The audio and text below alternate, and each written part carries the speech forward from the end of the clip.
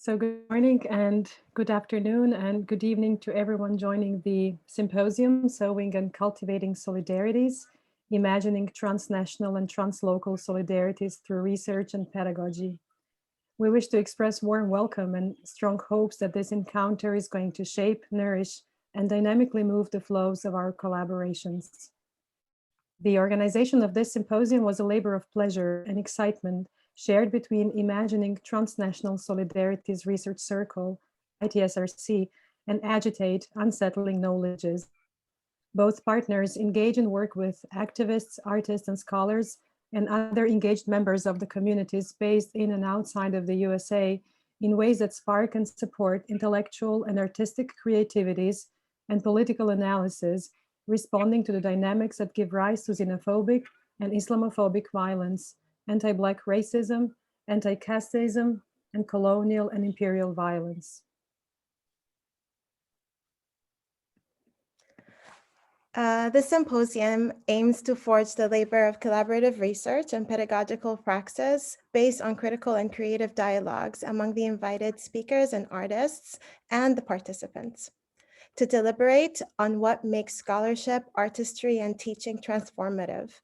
We will convene 2 sessions that focus on learning from resilient and creative epistemologies that refuse to be silent in spite of and despite settler colonial occupation and apartheid.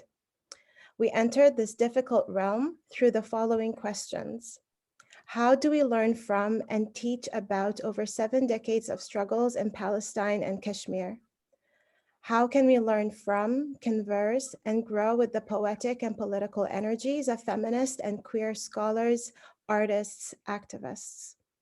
How can such engagement help us to A, refuse disciplinary and geographical borders that seek to contain resistance, B, grapple critically with occupations, imperialism, colonization, and other forms of violence and erasures, while C, sowing and cultivating situated solidarities that forge enduring relationships across struggles. Today, we will engage in conversations on building anti-disciplinary knowledges that emerge from the struggles of Palestine and Kashmir, which will be led by the wonderful speakers Atarzia, Jamila Hussain Shanan, and Gadir Shafai, while the labor of opening the flows and helping us carry collaborative and critical flows will be led by the amazing Punni Arasu. Thank you for being with us today in such meaningful ways. Also, the symposium will be supported by the moderation of Sarah Musaifer, Emina Guzenkik, and myself, Nithya Rajan, and by Kiwi McFadden, who will be keeping the notes of our conversation. We show up here as members of the 2 collectives, AGITATE and ITSRC, and PhD candidates at the University of Minnesota. We express our gratitude to Richa Nagar and Seema Shaksari for their creative leadership and nourishing energies they bring into our joint work. And with this opening, we continue the flow towards an embodied activity led by Dr. Punni Arasu, who is a Tamil queer feminist activist, lawyer, historian, and theater practitioner. She works with a range of spaces for social change in India and in Sri Lanka. She lives and works in Sri Lanka. And Punni, we are honored to have you with us today, and please take the floor.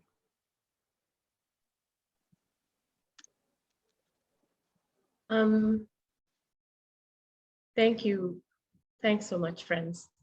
So I won't be speaking very much and treat everything I say simply as a initial direction, and don't think that's going to be difficult for your mind, heart, and body. I haven't done this work in this medium too much, and it's the work of connecting through our bodies. And so the work of doing that through these pieces of plastic and these waves are extremely difficult, but also when it happens, I have found really hope-inducing. So I hope we can feel the energy of that hope together. Feel free to keep your video on or off, depending on your comfort levels. Mine will be on for you to see and for me to hold the space. It'll be useful if you could mute your mics for the duration of this process. I hope it's nourishing for you all. So I'd like us to start with some breathing together. And much of this practice is inspired by the different forms that I have studied. It includes yoga, pranayama, kalari, movement practices, theater-based exercises, etc. So you take your hand, make a two like this thingy, and that goes in the middle of your forehead. Try and relax your fingers. Take your thumb out and close one nostril with it. And you want to have your other finger on this side of the two, also relaxed and ready for movement. So first, we're going to close one nostril with our thumb. Take a deep breath in with the other nostril. And then we tap our foreheads very lightly. 1, 2. And then we take this finger and close that nostril, release our thumb, and breathe out.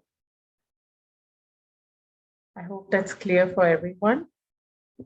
Now we take a breath in with the open nostril. Tap our foreheads. 1, 2. Close that nostril. Breathe out with the other one. Breathe in. Tap, tap. Close that. Breathe out. Breathe in. Tap, tap. Close. Breathe out. Breathe in. Tap, tap. Close. Breathe out. Breathe in. Tap, tap. Close. Breathe out. One more time. Breathe in. Tap, tap. Close. Breathe out.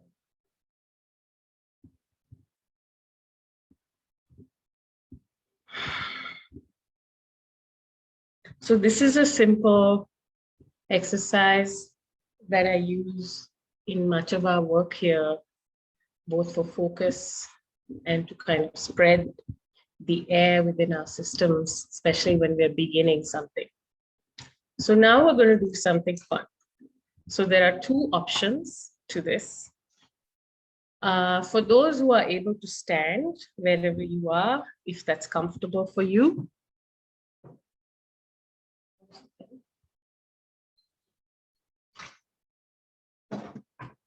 So I'm going to show you the bottom of my body.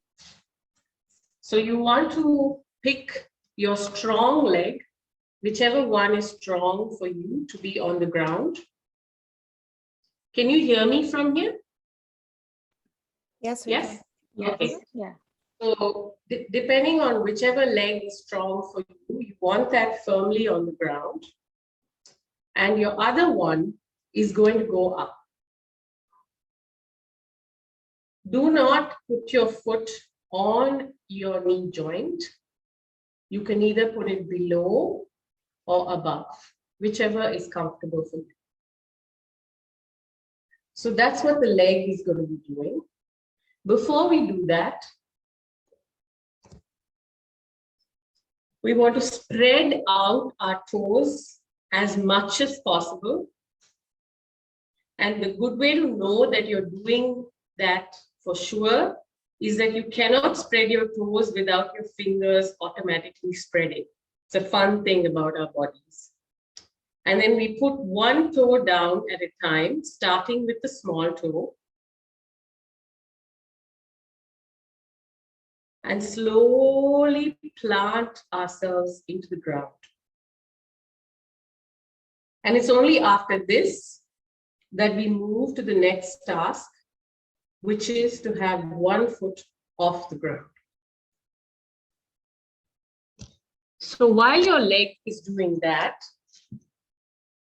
I'd request all of you to get 2 pencils or pens.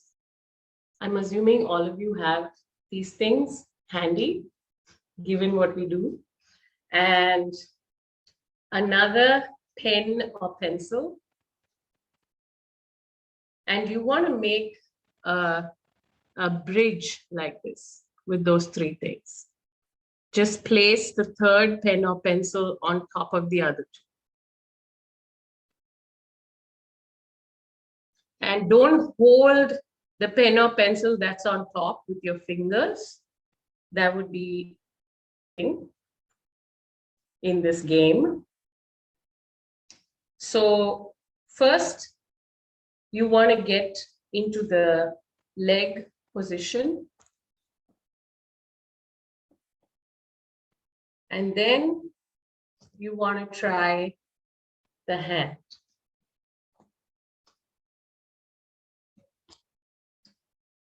And once you're in this position, try to breathe normally.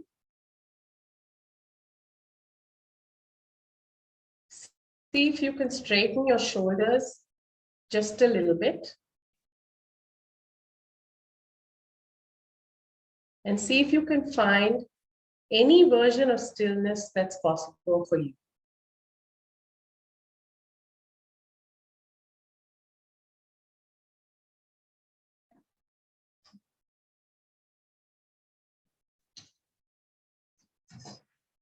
And for those who do not wish to stand or do not want to stand, don't feel like it today, you sit where you are, move back into your chair, and just make the bridge. Try and spread your shoulders out and breathe normally.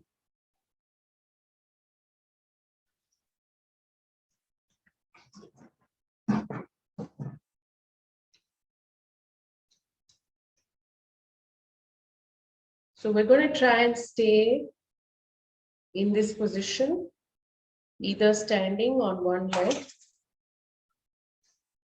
or sitting on our chair with a bridge made of writing equipment for 9 breaths. Breathe in and out. Breathe in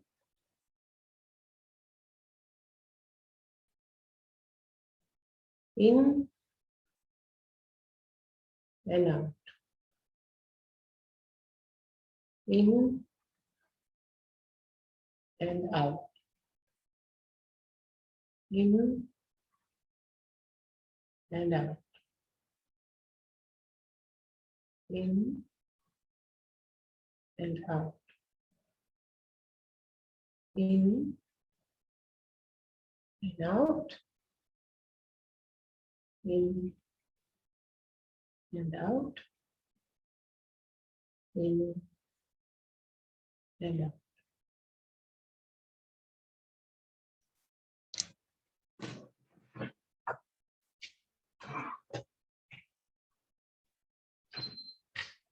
So that's another small exercise for you to try when you want to start writing, perhaps sitting in a desolate library somewhere.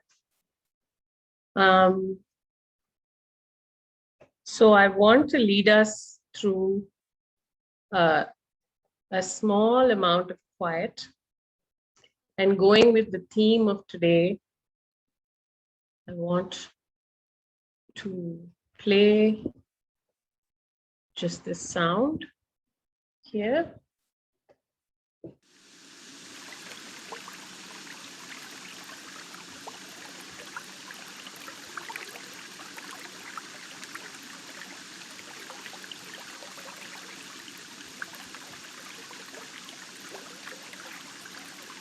So all I would ask you to do Find a comfortable position in which to sit.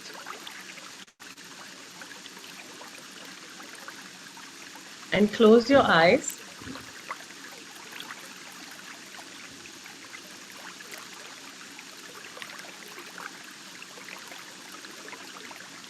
And bring your focus to your breath.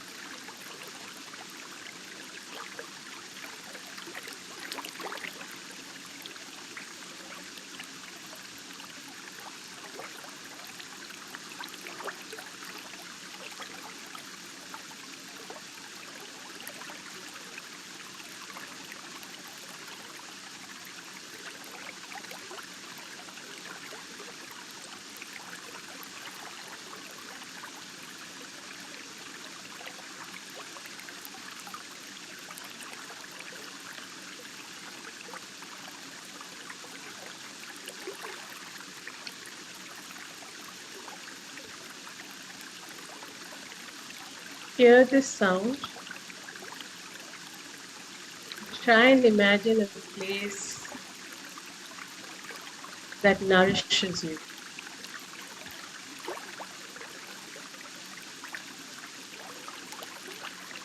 It can be a physical place, a person, a smell, a sound, a touch, a word,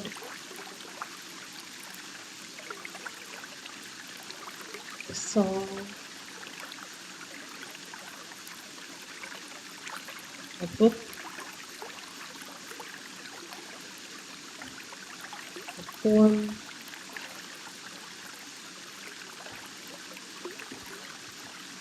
or simply the air that's flowing in and out of you right now.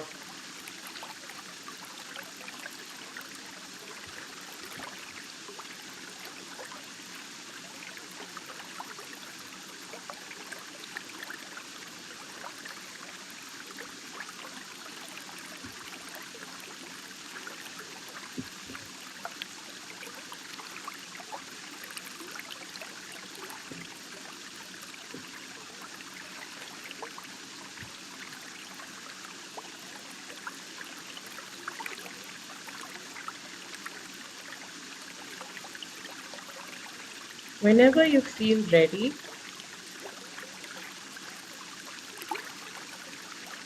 take your right arm and put your right palm in the middle of your chest.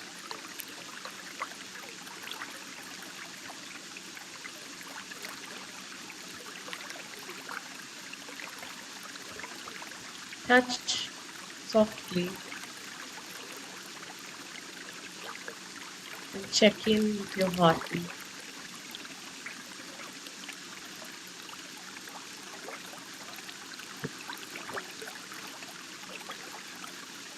Take your left hand and put your left palm on your forehead.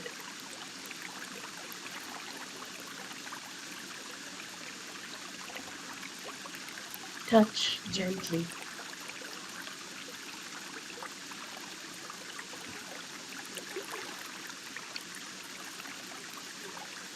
On your right palm,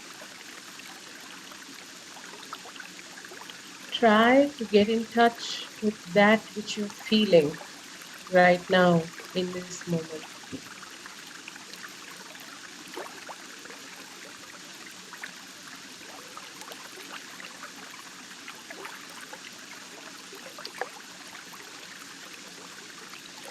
And with your left palm, see if you can identify your thoughts.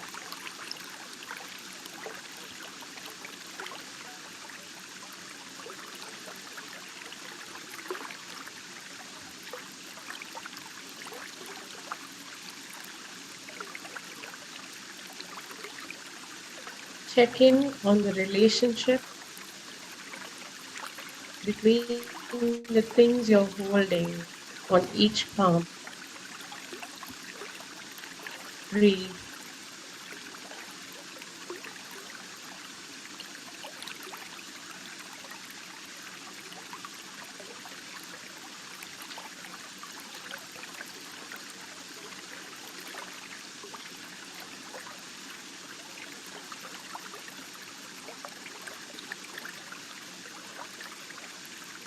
Hold your feelings and your thoughts with your palm for as long as you need.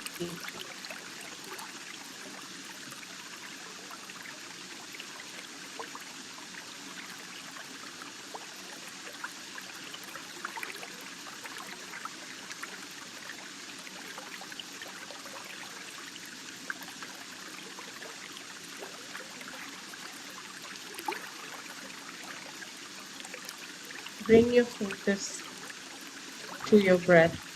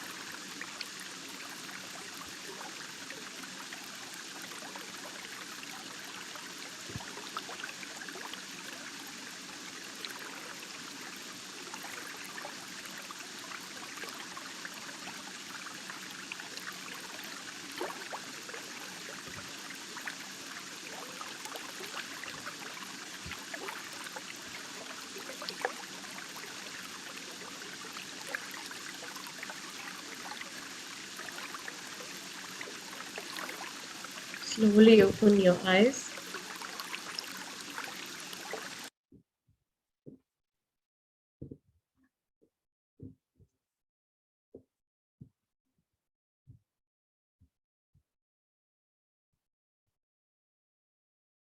Try and stretch any part that feels like it needs some stretching.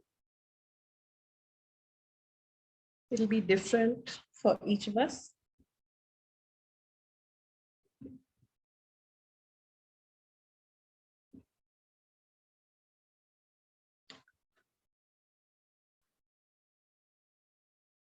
So for all those for whom it's possible, if you could turn on your videos, and if not, just sound is enough.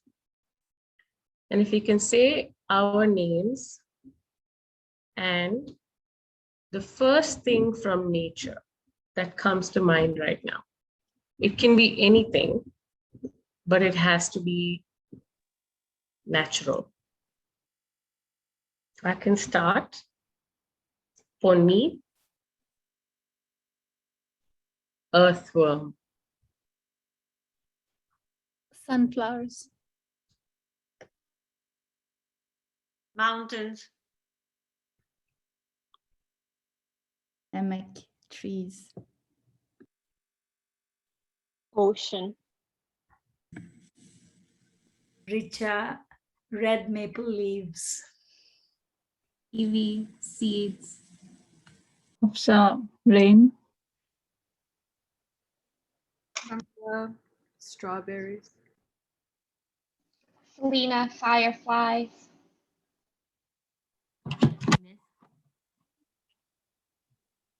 Jamila, Deer. olive trees.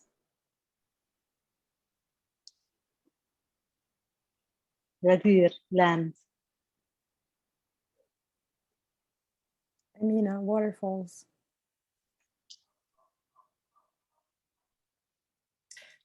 Antonatia, waves.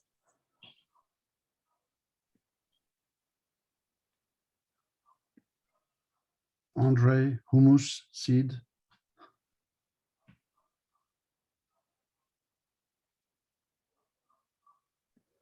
Sara, freshwater springs.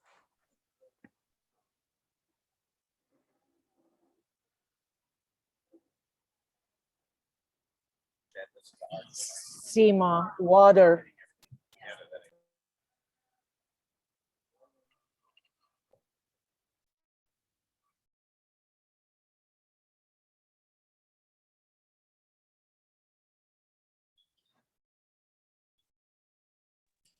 So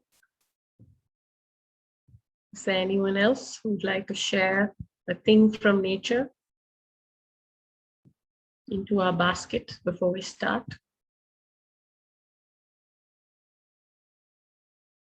Okay, that's it for me for now, Amina. Thank you.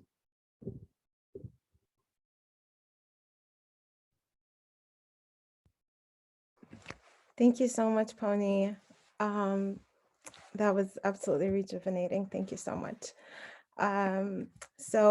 It is my absolute pleasure to introduce our two conveners for our first workshop of the day, Building Antidisciplinary Knowledge from Struggles 1, Teaching Palestine, led by our wonderful co-conveners, educators, artists, and freedom fighters, Dr. Jamila Hussein Shanan and Ghadir Shafei.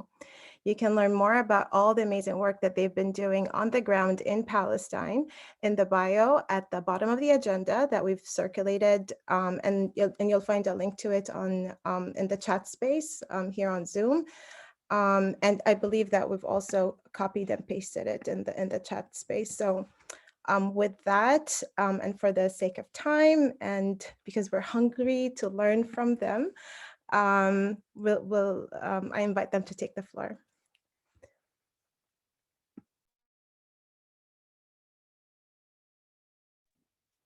Thank you very much. Thank you very much, Sarah. Thank you so much for including me in this very important event, bringing together main struggles, whether in Palestine, Kashmir, or elsewhere. When my dear friend Sima Shakhsari first invited me to speak at this symposium for scholars, activists, and artists, she asked three concrete questions. How do we teach Palestine in our classes? How do we integrate Palestine in our activism? And how do we weave Palestine into our artistic work? And throughout my interactions today, I will bear these questions in mind. My name is Ghadir Shafei. I'm a Palestinian living in Akka in present-day Israel. Akka, my hometown, is a historic Palestinian city in the Galilee on the Mediterranean coast. And it's referred to mostly as one of the so-called 5 mixed cities where Israeli and Palestinian citizens of the state live often in shared or nearby neighborhoods. This May, when all eyes were on Palestine, Akka, along with other mixed cities like Haifa, Jaffa, and Led, seemed like a war zone. Heavily militarized Israeli police forces raided the city, using tear gas bombs, stun grenades, rubber-coated bullets against peaceful Palestinian protesters. At the same time, the Israeli forces unleashed groups of armed far-right Jewish Israeli mob that roamed the city, calling death to the Arabs, while attacking Palestinians, our homes and properties. It was not safe to be home. It was not safe to be in the comfort of my own house. Following these raids, over 200 Palestinian, mostly youngsters, were arrested in Akka. In fact, the arrests are still happening today. Most raids are brutally conducted by over 30 police officers in the middle of the night, creating a state of fear and horror among Palestinian youth and their families. Throughout these protests, a lot of Palestinians were targeted. So what were we protesting? 73 years of ongoing Palestinian Nakba. And today, I can honestly say that we are still in the heart of this ongoing Nakba. The gradual ethnic cleansing that we all saw and still see in Sheikh Jarrah, a neighborhood in East Jerusalem and elsewhere in Jerusalem, the continuous siege and wars on Gazans, the expansion of apartheid all around us. Actually, in recent reports published by Human Rights Watch, an international human rights organization, and B'Tselem, an Israeli human rights organization, they both indicated and stated that since 1948 and the Palestinian Nakba, Israel has had a regime of Jewish supremacy from the Jordan River to the Mediterranean Sea. Yes, it's been 73 years of a continuous Nakba, but Palestinian resistance is still courageous. It is tough and brutal to live under a racist colonial system that doesn't regard us as human enough. But our resistance is intersectional. We stand with the global struggles for indigenous justice, social and economic justice, women's rights, the Black Lives Matter movement, for queer rights. In fact, the queer movement in Palestine has gained legitimacy and visibility and has become effective nationally due to our insistence and commitment to intersectional discourse and narratives. And when we try to historicize the queer movement in Palestine, it is imperative, in my opinion, to try and contextualize the intersection of queer politics and feminism, as the feminist movement has always been strategically and organically connected to connecting national and social struggles. And of course, despite the constant effort to marginalize our efforts and minimize our immense contribution as women to the struggle for justice and freedom, our institutional memory and our heritage are those of a feminist movement that has always been actively involved in political, social, and national organizing, ultimately connecting struggles within a society that has been resisting occupation, settler colonialism, apartheid, Zionism, and sexism for almost 100 years. So in establishing Aswat, a queer movement for justice, queer women from all over historic Palestine enriched and broadened this intersection to include gender and sexual freedoms. In doing so, Aswat has laid a special emphasis on the intersectionality of our struggles as Palestinians in the context of apartheid, occupation, and settler colonialism, as women in a heavily militarized, sexist, and conservative society, and as queers in the context of homophobia and pinkwashing. And in uniting the struggles, in uniting feminism, queerism, and resistance to all forms of oppression, our movement have become effective locally and globally. So how did we become effective globally? By joining efforts with the Palestinian BDS call, Boycott, Divestment, and Sanctions. And a lot of people ask, why BDS? My answer is, why not? BDS is being active in BDS is ethical, it's principled, it's smart and practical, and it's also effective. While BDS is a Palestinian-led, it's a vibrant global movement made up of trade unions, academic associations, and grassroots organizations across the world. Since its launch in 2005, BDS has dramatically changed international support for Israeli apartheid and settler colonialism, and has boosted support for Palestinian rights for justice and freedom. Palestinian queers have been extremely crucial to the success of the global BDS movement, especially in bringing more attention to Palestine within the global queer community and creating links of solidarity and appealing for the support of a global queer and LGBTI plus groups around the world to fight Israel's constant attempt to pinkwash its crimes against all Palestinians. And we saw how effective queer groups were in 2019, when Israel hosted the Eurovision contest in Tel Aviv. We saw that more 160 queer and LGBTI groups around the world has signed a petition to boycott Eurovision in apartheid state. While our efforts did not really result in canceling Eurovision in Tel Aviv, but I think it resulted in a massive boycott of the contest. Israel was expecting more than 50,000 visitors and ended up with a mere 5,000 visitors. And most importantly, the hashtag apartheid was the second popular hashtag after Eurovision. And I think Israel tried to use this stage to maximize its pinkwashing efforts and hide its crimes from the international community, while in fact the collective efforts of with this international support, we managed to say no to Israel's pinkwashing efforts. And although Israel tries to maximize its pinkwashing strategy through the Tel Aviv Film Festival, and as Palestinian queers, we call on the global queer to boycott the Tel Aviv Film Festival and any other activity that is complicit with Israel's crime. And so far, more than 40 artists, filmmakers, and producers have signed our pledge to boycott the Tel Aviv Film Festival and support queer cinema for Palestine. So the struggle we are witnessing today in Palestine is really tough. The collective trauma of the Nakba has become a personal one. But this struggle revives Palestine. It makes the historic present, and it defies Israel's 73 years system of oppression that aims to divide and fragment our efforts for liberation.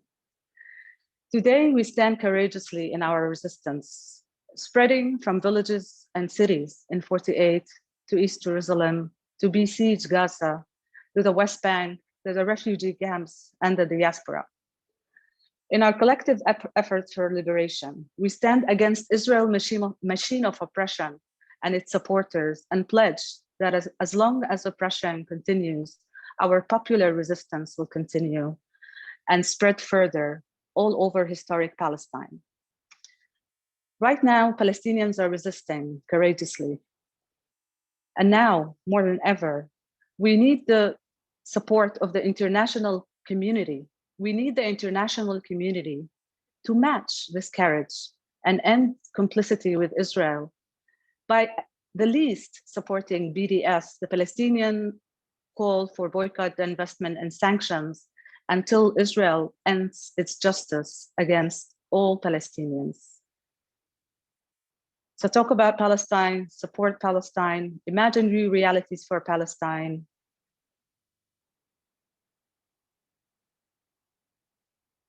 And hopefully justice and freedom will come. Thank you very much.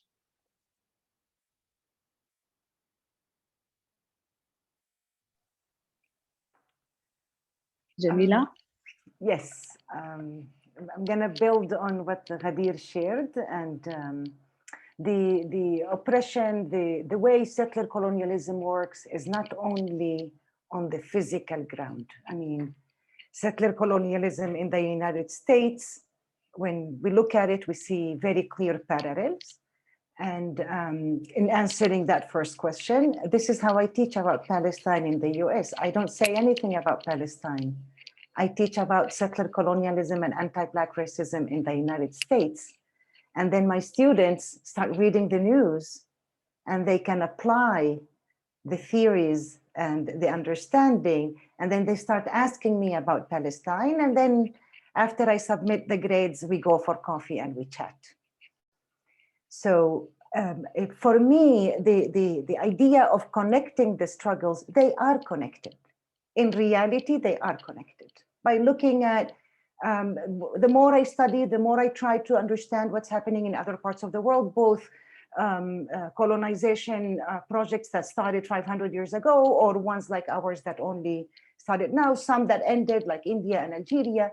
You see the patterns. The Zionist entity has the advantage of learning from many other experiences of other white supremacist Europeans all around the world. And it also has the advantage of advanced technology. So in 73 years, you see settler colonialism in Palestine on steroids. They're skipping stages. Whatever took 70, 80 years in Turtle Island is taking them 10, 15 years. Likewise, I often say, they don't know who they're messing with. If they only knew, they wouldn't have started this whole thing, because we are here to stay. And we are fighting not only for our land, we are fighting as indigenous people for sovereignty, ours on this land and indigenous peoples elsewhere in the world. So going back to the question, how do we teach Palestine? We teach Palestine by accepting and recognizing and acknowledging that there is nothing exceptional about Palestine. That Palestine is another example of settler colonialism. It's another example of white supremacy, employing what for some people are sacred texts to create a discourse that resembles very much what we've heard in other settings. God told them to do this because God promised them the land. And when that doesn't work, they go brutal violence. And when that doesn't work, then they go to distractions and distortions and both linguistically and pinkwashing, what Ghadir was talking about, and trying to use our own strength, our own culture, our own heritage and beauty, trying to use it against us. So as women growing up in Palestine, not only we were dealing with our own societal questions around gender and around class and around all of these things, but we were also dealing with what do we do then when the Zionist entity is using our social structure against us. So there are moments when I was young, there were moments that I felt like torn in between. And it took a lot of deep understanding and learning from our mothers and grandmothers to understand that all this that they come and tell us that in Palestine, women are oppressed as if like in the US, they are not. And all of this, they come and tell us that our culture is like very problematic as if theirs is not. And all of this, even the language that is formed, you know, when I sometimes hear people say Islamophobia, and I feel like, no, it's not a phobia. It's anti-Islam. It's like, let's stop calling it phobia. It is like straightforward anti-Palestine. So it was in the United States, the more I understood how white supremacy was structured and socially constructed, that I was able to look back and understand the Zionist entity and how it was structured. Because I grew up with them being military force. I had never seen anybody, unlike Ghadir. I grew up in part of Palestine where the only way we saw them were as soldiers. They're soldiers, we're throwing stones, they're trying to kill us, and we are defending our towns. So I didn't really spend much time when I was young trying to understand who they are and what they want. I knew very clear and simple, it's my land, my people, my history, they don't get to do this. But then in the United States, it was becoming clearer to me what Jewish supremacy actually stands for. And part of the distraction and the confusion that I also want to mention today is how they've constructed, or they've tried to construct in the past couple of decades more strongly, that any criticism of the Zionist state means that it's anti-Jewish. And I feel that actually that in and of itself is very anti-Jewish. Because if you're saying that me criticizing the Zionist state is me criticizing Judaism, then are you saying that Judaism is inherently a colonial supremacist ideology? Because that's what I'm criticizing. Now that they decided to call it the Jewish state, that they decided, just like in the United States, when they created the category of white, and then white became the way through which goodies were distributed, both power, citizenship, land, ownership, all of that. And here they created the category Jewish. So when I speak about the Zionist state, I've had some people say, yeah, but it makes me feel very, bad as a Jewish person. And I say, I hear you, I feel you. Go liberate Judaism from the Zionists, and Palestinians will be the first to support you. Because I wouldn't want anybody to do these things in the name of my religion. But I don't think it's the indigenous people's problem. Another thing that we notice is how there have been very different attempts at erasing us, at pretending as if we don't exist, or at least as if we don't exist in the land, or as if Palestine never existed, or if it did. So there's that battle that also happens linguistically in the discourse, in the positioning, in the framing of it, in how it is being framed. So you hear, for example, the language of Arabs. In the official language, they refuse to refer to us as Palestinians, and that has very serious implications, because that created another one of those dilemmas, again, for me when I was young, because on the one hand, I am Arab, and I do feel an affinity with the rest of the countries and the peoples that also speak Arabic. I am part of that, and I am Palestinian. Yet when they are telling me that I am Arab, not Palestinian, then I held on to me being Palestinian and wasted many years of my life disconnected from my Arab background and my Arab heritage. So one of the things that settler colonialism and these forms of oppression do is they actually try to create systems and structures that position you in certain ways that fit their imagination and their interest. And part of the struggle and part of liberation is being aware of it and holding on to who we are and our self-definition, how we understand ourselves. And this is something that becomes very important conversation with our allies. When some people want to support us, and in the United States, I still hear them refer to the Israeli Defense Forces. And I'm like, what are you talking about? Who are you calling defense? Like, for me, from my perspective as a Palestinian, they are Israeli offense forces. They are an army. They are an occupier's army. They are settler colonizers. So I think language matters, because language also positions, because when you refer to them as defense forces, that has implications. That creates an image that invites the imagination in certain directions and not others. Likewise, when the reports that Ghadir mentioned, apartheid, well, yeah, this is what Palestinians have been saying for many, many years, that what's happening here, we've seen connections. For me, the first time I became aware of it was the late 70s, the late 80s, when we were at the beginning of our popular intifada. And then I started hearing and following news from South Africa. And I was like, oh my God, it's very similar what's happening there and here, right? So it is apartheid from the river to the sea. One of the things that I worry about is that we limit ourselves to the understanding of apartheid and we stop talking about settler colonialism. So historically, for many, many years, the world refused to even acknowledge that this was military occupation. The media used to refer to our land as disputed land. And then they got to a point where they said, okay, fine, it is military occupation. And then we have to fight another 2 decades. Okay, it's apartheid. Yes, it is military occupation, it is apartheid, and it is settler colonialism.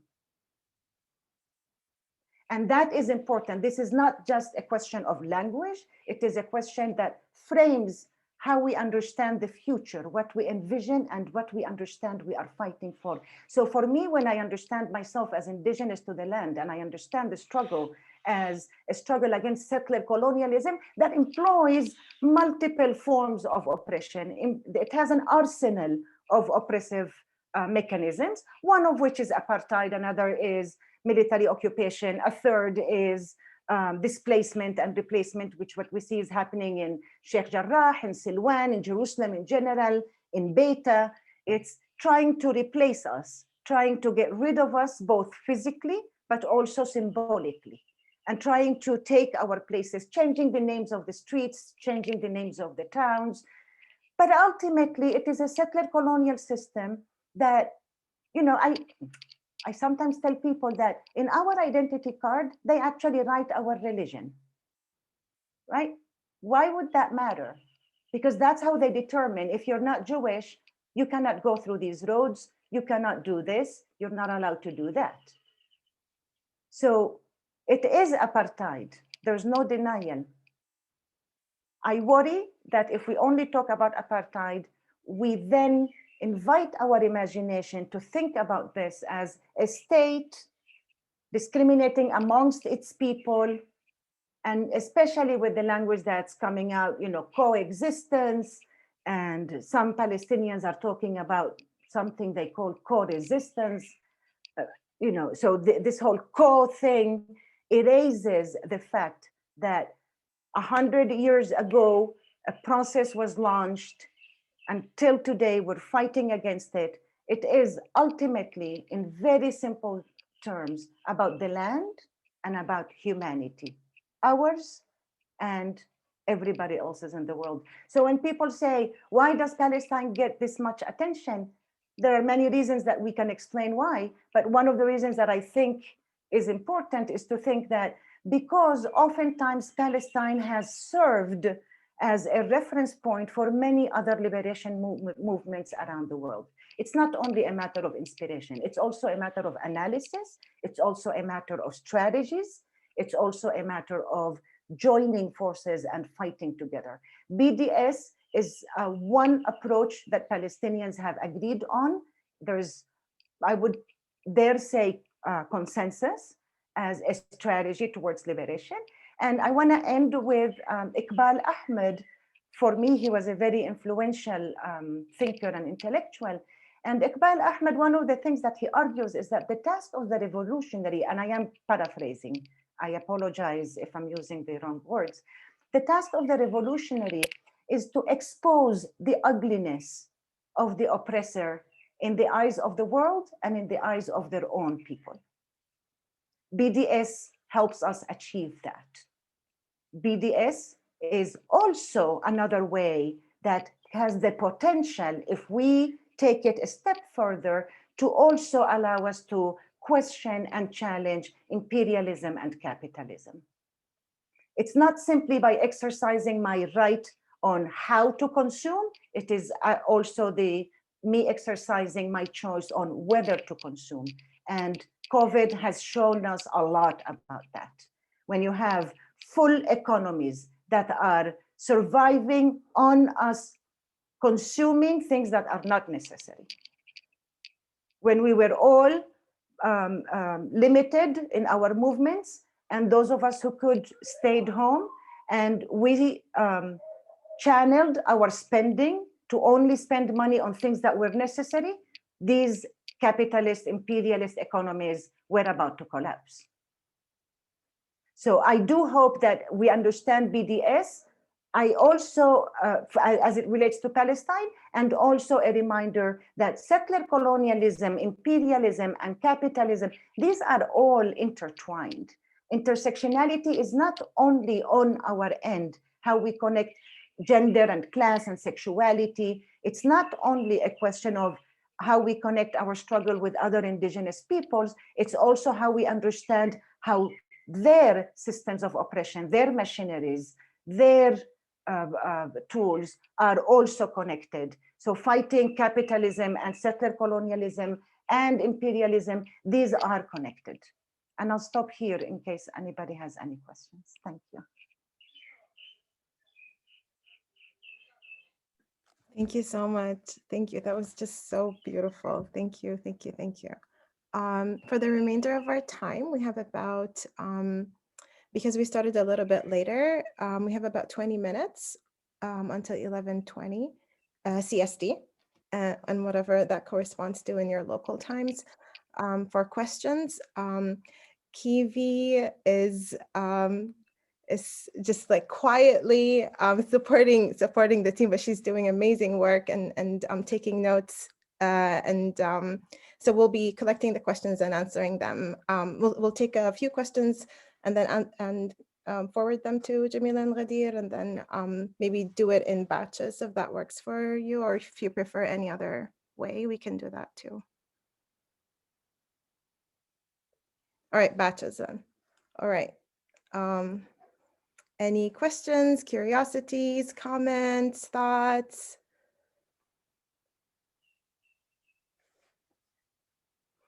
Please go ahead, Mona. This was so wonderful and enriching. I don't know if it's a question, it's more of my own struggles with language. I really appreciated this point towards the very end, where you remind us that intersectionality, it's not just at our end, but it's also how these forces of capitalism and settler colonialism and militarism cohere on the other end, and that's why there's this dire need to figure out how to forge solidarities and how to fight these struggles together. I really appreciated that point. I also really was struck by what you said about, you know, how there's a struggle on our end to legitimize why a particular situation of violence should be named settler colonialism or should be named apartheid. And then we spend decades trying to mainstream a particular language, a particular narrative. And by then the situation on the ground has shifted so much, then there's this need for yet another term, and then you spend another 20 years. And in the meantime, what's happening is we're spending our labor and our effort trying to undo the erasures created by language itself. And I was wondering if you could speak a little bit to that question about, how do you, in the work that you do, both as an activist and a scholar, how do you feel the need to distinguish one kind of violent framework from another kind?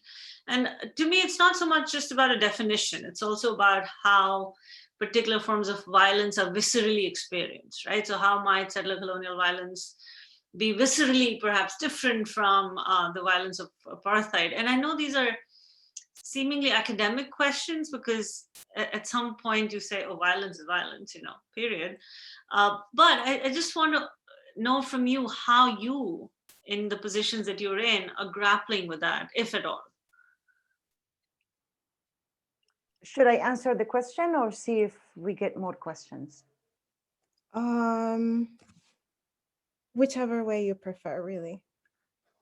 So I can address it quickly. Okay, sounds good. Thank you. Yes. Yeah, as probably everybody who's here has already figured out, for people fighting for liberation and dignity and humanity, we don't have the time or the luxury for abstract academic discussions. It's not an academic exercise.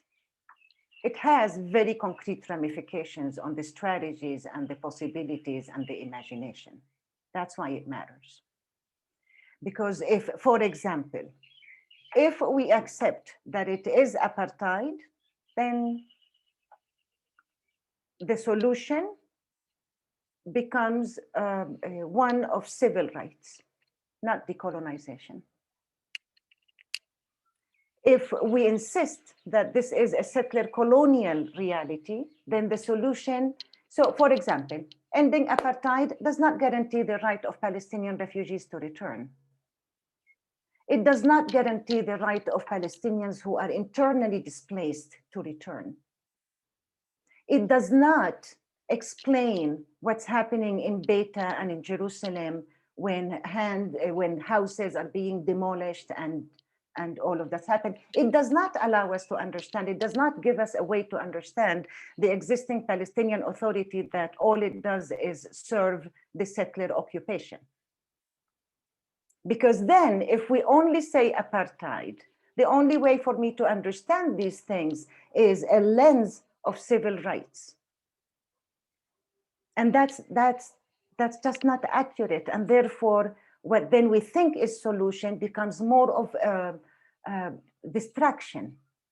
So for me, spending time on language, it is not, when I was young, I did that.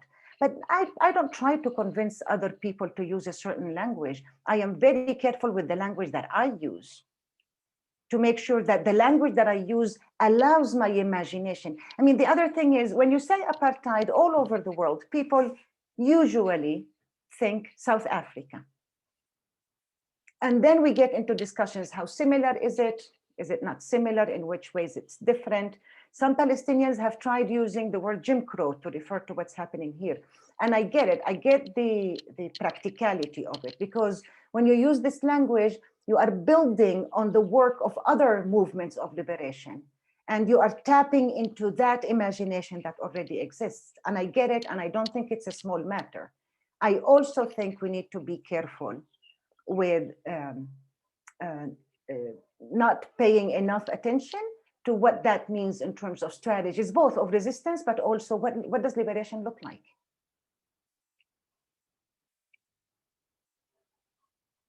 No, that's great. Absolutely. But I love the way you articulated. I mean, a couple of things, right? That it matters because it's also a matter of what you're asking for. What is the ask? What's the demand? How do you mobilize people globally around a particular issue, and what the strategy for revolution must and should be? So I appreciate that position. Thank you.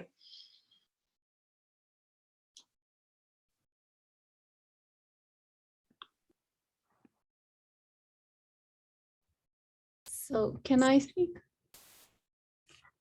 So I don't know if this is a question or a comment, and again, the same thing that Mona said before, but we are side by side thinking about Kashmir and Palestine, and when we look at them from the outside, for many people, there are so many overlaps, and we tried to sift them in the last 2-3 years. We've done some writing and some special issues in journals, just to think of them in sort of like, I think, parallel about them, see the overlaps and see the things that are different. I do have to say that for Kashmiri scholars, or at some point, not always, but many Kashmiri activists, especially Kashmiri citizenry, Palestine has been sort of a beacon. Like for the last 72 years, as Palestine has been struggling, Kashmir has been struggling with them.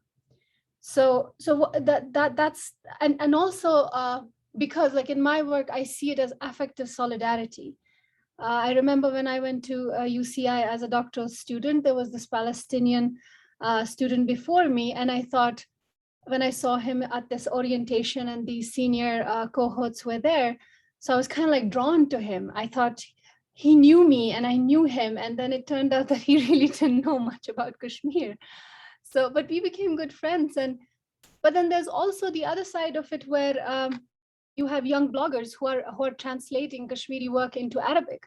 So that I got to see that shift as well.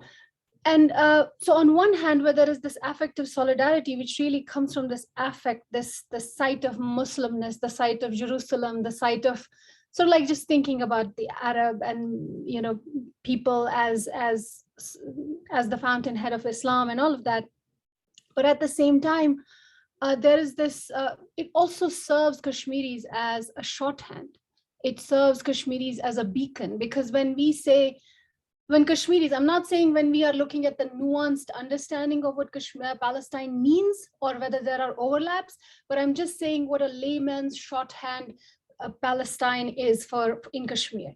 So it releases them from a couple of things. One is this specter of terrorism. Because when you invoke Palestine, for a lot of people in the subcontinent, globally, it's one of the earliest disputes on United Nations international agenda. So that kind of becomes, so Kashmir probably is not a terrorist issue. It's an issue of international dispute. This is an international dispute. There are stakeholders here. Then when we invoke right to self-determination, and we kind of invoke Palestine as well. So on one hand, there is that affective solidarity, which has nothing to do with the outcomes of the solidarity. It's just solidarity. But on the other hand, there is the shorthand as well. And I think for the longest possible time before we got into the nuances, it helped us as well as scholars. But slowly we got around to what Jamila is saying, that this probably doesn't work because the solutions are quite different for each of these frameworks. But it does do some labor. And as Kashmiri scholars, we have struggled for the last 15 years to be even called occupation. Because, even in your talk, Jamila, you talked about post-coloniality and India, how India and Algeria are past that. And for us Kashmiri scholars, India is past nothing. It's a neo-colonial state.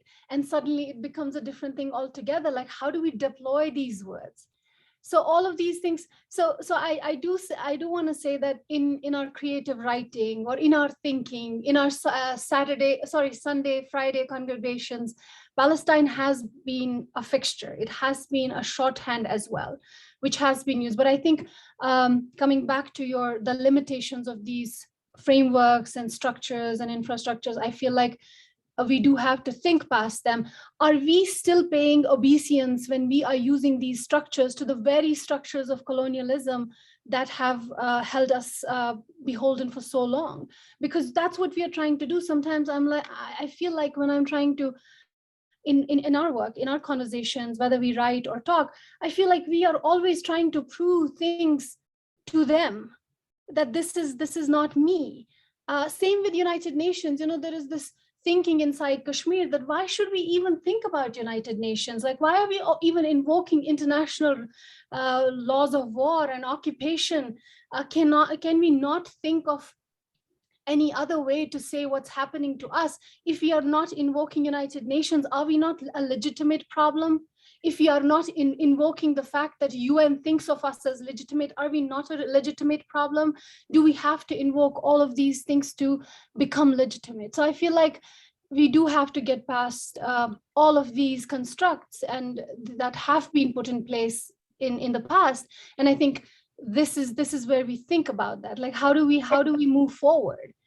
I personally don't think we can get past them. I think we have to get through them. Getting past them invites the imagination to skip something, and we just can't. It's just not how human history works. No, but I'm not saying. Agree with you. No, I do agree with you that we need to get through them, because for me, you raise a question that I consider very important. One of the pieces of research that I did, I was reading a decade of Palestinian intellectuals writing about education. And one question that I was asking is, who are they talking to? Who is their audience? What's their reference point? And in the 70s, it's clear. They're talking to white Europe, and they are acting with the unspoken assumption that if we just convince Europeans that we are good enough, something's gonna change. So I totally agree with you. I also think that for me, the focus is how do we talk to ourselves and to each other in solidarity? That matters. That matters, which is why for me, when I engage discussions about language and framing, I draw a distinction between the person or the group's relationship to liberation or not. There are some people that are engaged in solidarity work because it's cool. Palestine is cool. I'm gonna be very blunt. There are people that, for them, they don't have much at stake. So with them, I have a very different level of investment than I do with people with whom I feel like we are fighting together on something. I agree with you. I also think, I personally have never understood or bought the idea of post-colonial. Like, I don't use the language, and I don't know what post actually is supposed to refer to. I mean, so in that I also agree with you. And what I would add is that we do continue defining ourselves and inventing ourselves. We go through phases. So for example, when you think about in the late 80s, we started the Intifada, early 90s, came the PLO that was our representative, maybe technically it still is, and started talking about peace and diplomacy, and they signed Oslo. And there were a couple of decades that for you to say Zionism is racism was not part of the discourse, because you were supposed to talk about peace. You were not even supposed to talk about justice. So concepts and language also shift contextually depending on the powers that be. I personally did not spend those 20 years trying to convince anybody to stop talking about peace and to continue talking about justice, but I never gave it up. Do you know what I mean? So there are times when we need to make the decision, because it is distraction. Like, one of the main ways that we need to gauge our effort is staying focused and being distracted, which the example that I was giving a little bit, when in May, what Ghadir was describing, there was some, I would say, a little bit unusual response, especially on social media, by people, sympathizing with Palestine in ways that felt qualitatively, not only quantitatively. It felt different. Something cracked in the discourse. And all of a sudden, I wake up the next morning and a bunch of Palestinians and other people who support Palestine are swearing to God that they're not anti-Semitic. Like, what is that about? this is not a coincidence. These are strategies of distraction. So I totally agree with you, and we need to be aware of them, not only in the language, but also in the, like, language is part of the material reality. Language is not simply part of ideas and abstract. So if I understood you correctly, I agree with you. I see Ghadir opened your mouth, so I'll stop talking. Thank you so much, Jamila. You're inspiring me and everyone else here. I also wanted to refer to some of the points you raised, totally fragmentation of land, geographically, of our efforts, of our identity, just naming, giving us different status. This is exactly what the Zionist project is about. To, the fragmentation of everything we have ever learned. I never learned about the Nakba until I was a student, when I went to a school in Haifa. Everything is erased, that our history, our heritage, our culture. Now you walk in the city of Akka and you say science distorting history. So this is definitely one of the strategies that Israel has been using and abusing. And I wanted to raise 2 points with regards to that. I know a few people mentioned the use of apartheid, settler colonialism, occupation. Why is it important? For me, it's extremely important because, as a Palestinian living in present-day Israel, we were called Arab Israelis. We were called Arabs of 94. We were excluded from any of the peace initiatives / talks that, all the efforts that happened throughout history. Nobody even spoke about us. 20% of the population in present-day Israel, 2 million Palestinians, are totally ignored throughout this entire, history of this Palestine, of Palestinian history. And for me, BDS not just united the demands, it just moved the discussion from,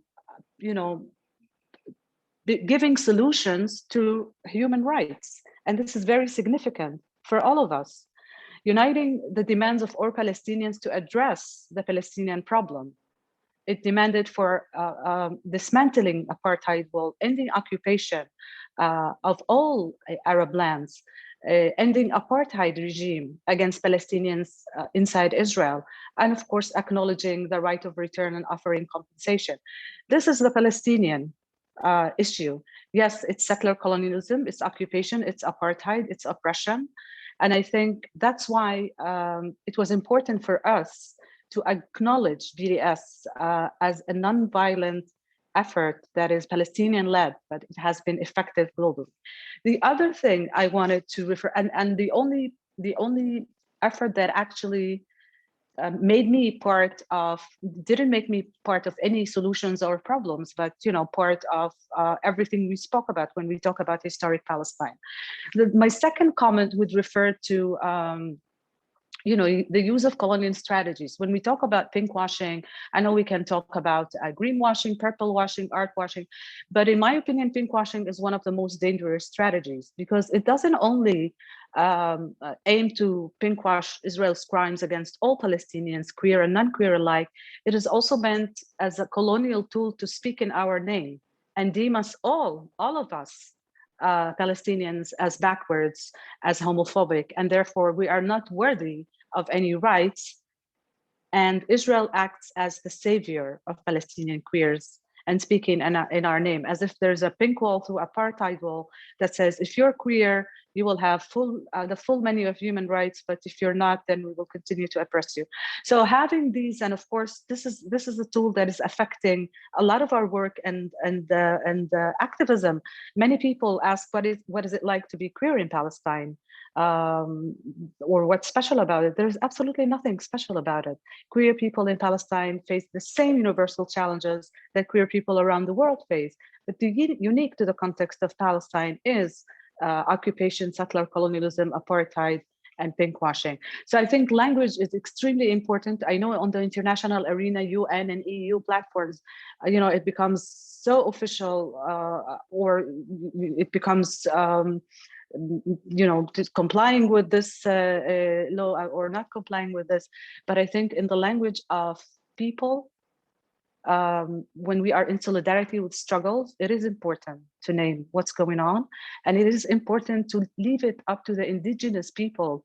We define our struggle. Awesome. Sadly, we are out of time. I know these conversations are so exciting and so inspiring, and I can feel sort of like the fire building up in all of us. Sadly, we'll have to push the pause button for a little bit and transition into a break. But my hope is that our hope at ITSRC and AGITATE is that we're just barely scratching the surface, and hopefully many collaborations are going to be birthed out of these conversations. It's 11:25 right now. We have, we'll take about 5 minutes or so, and then 5 or 7 minutes to take a break, take care of ourselves, of our bodies, and then come back for the second session led by the wonderful Attar. And we'll go from there. Does that work? Thank you, Ghadir. Thank you, Jamila. Our hearts are full. Thank you. Title The Frame. She's the founder and editor of Kashmir Lit, which is an e-zine based on Kashmir, and a co-founder of the Critical Kashmir Studies. So I welcome Attar she's already here and has participated, but yeah, I invite her to give us a workshop. Welcome, Attar.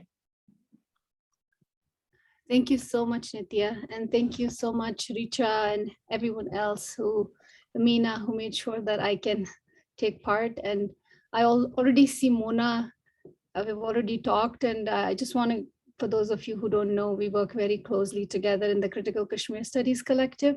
We are co-founders and we are co-conspirators and we are kindreds and all of those good things. So Richa and I talked about what we were going to do with this segment, and then of course carried the conversation forward with Nitya and Amina. It was about how to kind of talk about Kashmir and how to enter the flow.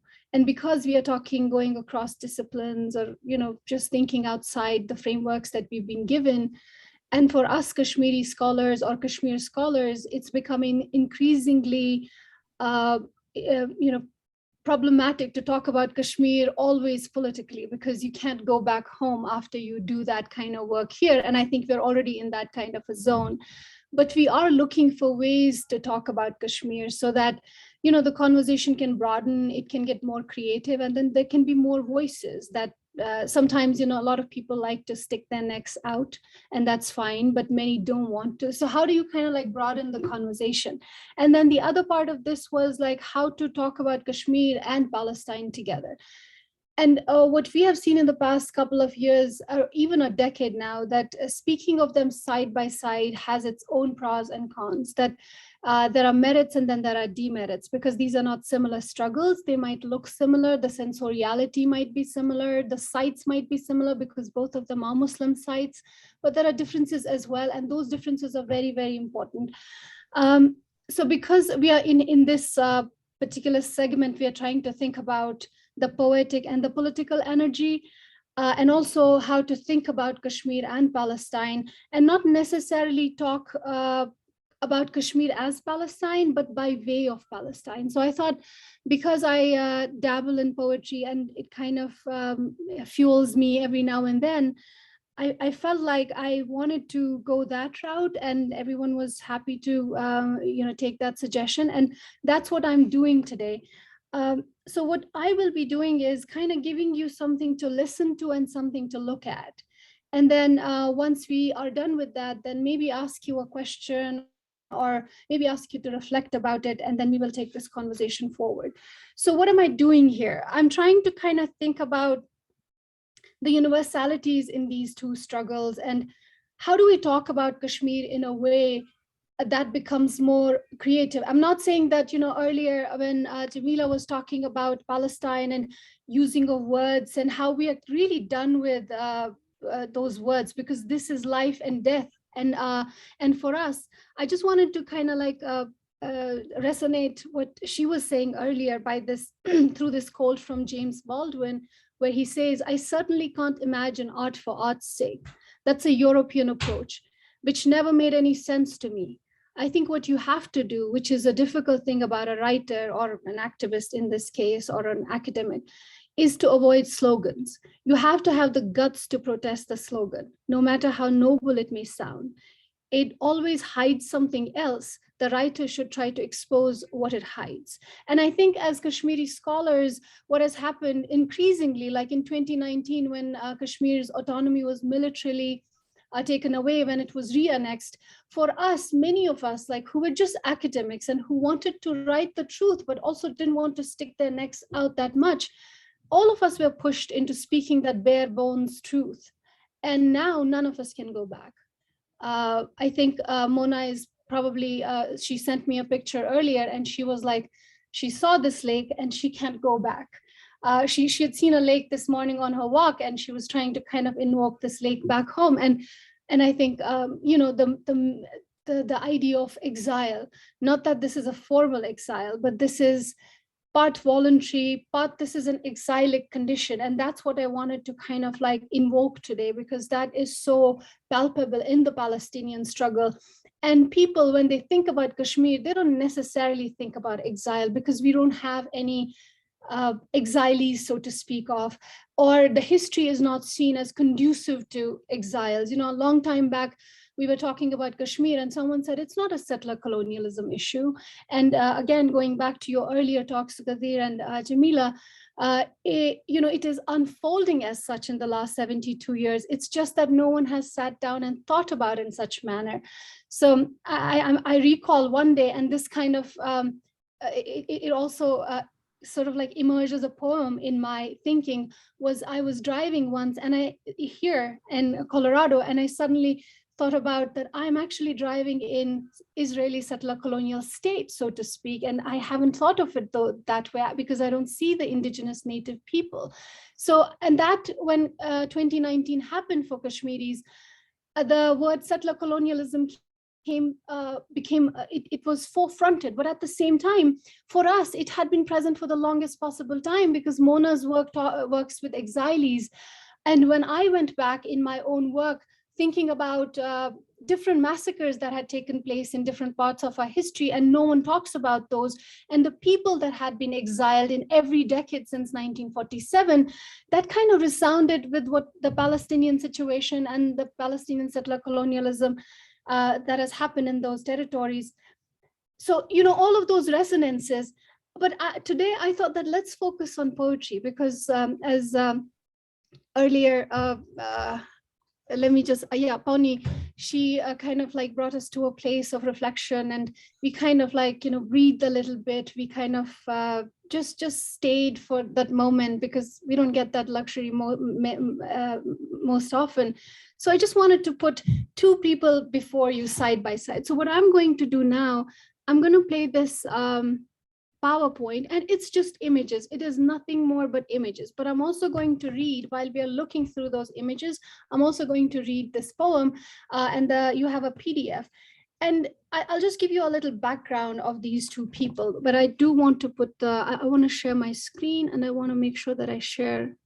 So I don't have the screen sharing capabilities. Can you turn them on for me, or should I give Nithya this job to do and she can play the presentation for you?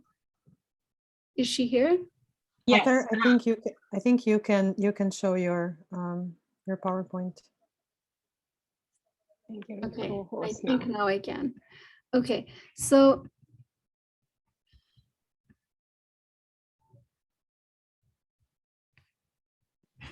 I just wanted to put before you these two people.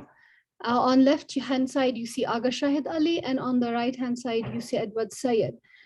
So this is one of the earliest linkages in academia, you might want to say, not that it's the activist and the visceral, the affective engagement with Palestine and between Kashmir is longer than this. But you can say that this is like one of the earliest linkages that we can find in US academia. So Aga Shahid Ali died in 2003. He was born in 1949. He is a very well-established Kashmiri American poet. And, he's also sometimes known as the Darwish of Kashmiris. So I don't have to explain much after I said that. Nostalgia, memory, just the idea of him being a queer Muslim Kashmiri is also part of his being. So the out of placeness of his own life and identity is very, very palpable in all his work. And then you add Kashmir's trauma and tragedy. So what happens, I think, in the late 90s or mid 90s is that Advat Syed comes to know of his work, and then he invites him and says, why don't you translate Darwish into English? Because Shahid was already doing a lot of translations by then. And then he takes it up. He actually listens to he didn't know any Arabic, so he listens to the poems, and one of the professors he translates for him, and he's kind of listening. And then Edward makes this comment, says that the poems are more beautiful than the original one. So that's just besides the point. But what happens next is important. So he writes this poem for him. It's called The Exiles, and it's dedicated to Advat Syed. Now, you might say that Advat Syed, global exilee, out of place, and has the Palestinian history, legacy of displacement, dispossession. And then thinking about a Kashmiri who in the mid 90s or even early 90s or early 2000s, we are yet to convince people that the Kashmir is an occupation issue. Kashmir is a settler colonial issue. Not a lot of people were ready to buy it.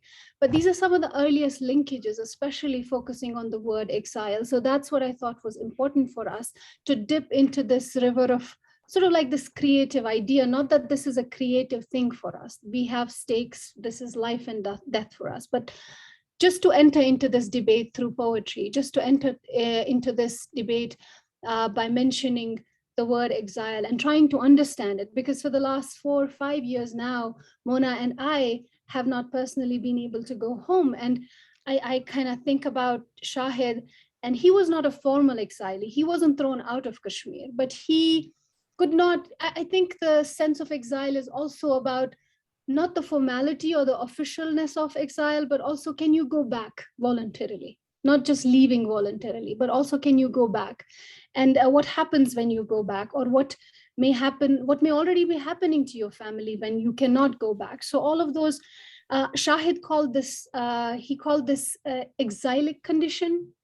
He also liked to think of himself as a temperamental exilee because, he, as far as his identity as a queer Kashmiri Muslim went, he was also an exilee there as well. So the out of placeness, the political and the sexual subjectivity is also in interplay here. So that's how we should listen to this poem. I don't have any major things to push you towards when we are thinking about these two poems, these two things, the images on the side and the poems. But what I wanted us to think about is that here we have these two humans side by side. And I just chose these two pictures because it seems like they're looking at each other in a very philosophical or a poetic or a very profound manner. You also have the juxtaposition of Kashmiris, and these images are drawn from the internet. And you have Kashmiris protesting, Palestinian, the tyranny that's being wreaked upon Palestinians. So these are images drawn from internet where you see Kashmiris protesting. In 2014, I don't know how many of you know that whenever there is anything happens in Palestine, there is a protest in Kashmir. In 2014, a young boy, 16-year-old boy was killed protesting the Gaza bombing. So I couldn't find his image. I haven't been able to find his image anywhere. I asked my photojournalist friends. I thought I could include that. But these images kind of also refer to that. So this juxtaposition, I thought it would help us kind of focus on the exiled nature, the exilic feeling and the out of placeness of Kashmiri struggle as well, because we are, for most practical purposes for the rest of the world, this is a proxy war. This is terrorism. This is quote unquote Islamic terrorism. So how do we kind of emerge, and how do we kind of, like as Yasmin, Jamila, sorry, clearly put it, that we don't have to get past them, we have to get through them. And I agree with that. So how do we get through this? And this meditation is really about this poem and then what is invoked in it. And then I would suggest, once we listen to this, like he has invoked a lot of scenarios in this. There is a lot of history, and I'm sure most of you and all of you will get that. I don't have to go too deep into explaining the poem, but I want us to listen to them side by side, parallel to each other. As you're looking at the images from Kashmir, they're not my images except for one, I think. And then you're listening to this poem in my voice. And then as we reach the end, we'll see how the time goes. I wanted us to kind of respond to it by maybe a short epigram, or maybe a thought that you could just write down, and then maybe talk about that and enter into this flow, because we are talking about pedagogy, we're talking about different ways of teaching these struggles. So just entering into this flow from a different perspective. Again, I'm saying that this is art not for art's sake, but as I like to kind of like think, like I'm using every tool to teach Kashmir, from poetry to academic theory and whatever it is, whatever it takes. So I'll begin the PowerPoint. So it's going to be just images moving, and then I'm going to be reading the poem side by side, and you also have a PDF in front of you, and then we will see where we end up.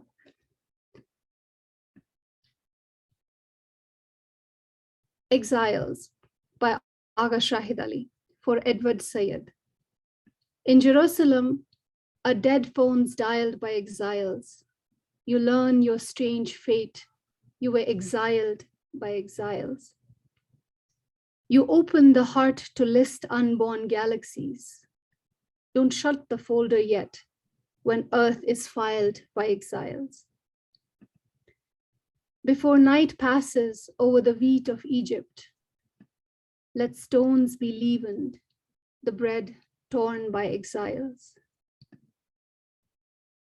Crucified Mansoor was alone with the alone, God's loneliness, just his, compiled by exiles. By Hudson lies Kashmir, brought from Palestine. It shawls the piano, Bach, beguiled by exiles. Tell me, who is the physician of sick pearls? Only you as you sit, desert child, by exiles. Match Majnoon, he kneels to pray on a wine-stained rug, or prayer will be nothing, distempered, mild by exiles. Even things that are true can be proved, even they. Swear not by art, but, O Oscar Wilde, by exiles. Don't weep, we'll drown out the calls to prayer, O Saki. I'll raise my glass before wine is defiled by exiles. Was after the last sky this fashion of fire, autumn's mist, pressed to ashes, styled by exiles? If my enemy's alone and his arms are empty, give him my heart silk wrapped like a child by exiles. Will you, beloved stranger, ever witness Shahid? Two destinies at last reconciled by exiles.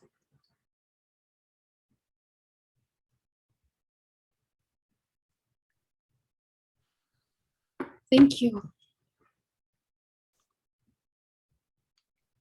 So at this juncture, I thought that we watched the images, like they're from Kashmir, they're kind of like, you know, different slogans and placards. One of the pictures that you saw was of a young man who very recently, he showed he's an artist in Kashmir. He showed his solidarity with what was happening in Palestine. And his art was desecrated. It was just "We are Palestine." That's what he had written in a big banner. And he was put into jail for a couple of days. And and then the police and the army also issued a diktat saying that you cannot cause law and order problems by utilizing the genuine struggle of Palestine. So those were the words, and I'm just summarizing. So that's the situation right now. But there is this affect of solidarity. And in this poem, this motif of exile, and not just the motif, but what is tangibly felt by this poet who died in 2003 of a brain tumor. And then him addressing Edward Said, and just that kind of like, it's kind of anointing us in a different manner, in a more creative manner, to think about these two struggles. But at the same time, we also have to see that he hasn't really invoked Kashmir actively anywhere.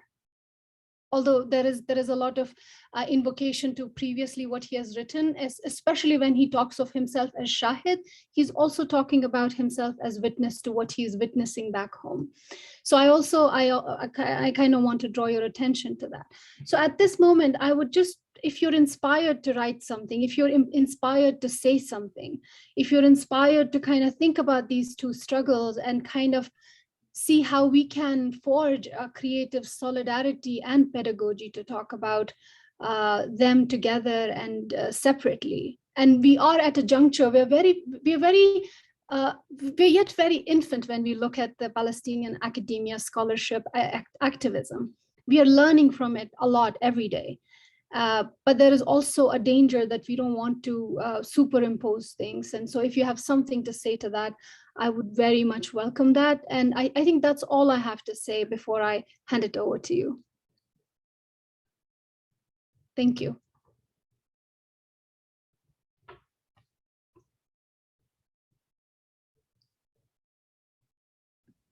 I can just say a few words. First of all, thank you. I've been learning so much today. And I also find these stories of cross-border solidarities really precious, because the question of, Maria Lugones once said, how to cross without taking over. So this question is constantly in my mind, because I believe that all these struggles for justice around the world, they are connected to each other, right? I'm from Turkey, and as I'm listening to you, I'm also thinking about how Turkey on the surface seems to be so pro-Palestine, but the state actually is in deep relations with the Israeli state and military. And the different kinds of practices of staying with Palestine. So that also kind of keeps my mind busy. And I know I'm jumping from one topic to other, but that's what you have done. My mind is kind of like exploding in a good way. But going back to this, how to cross without taking over. I think hearing about these art projects, poetry and teaching practices, and it's wonderful to bring scholars and activists and artists all together like this. So we hear about this, these are inspiring practices that I will learn something from you, and I will say, I could do something like that to engage in a practice of solidarity. And so thank you so much. I don't have a question. I just wanted to express my gratitude. Thank you.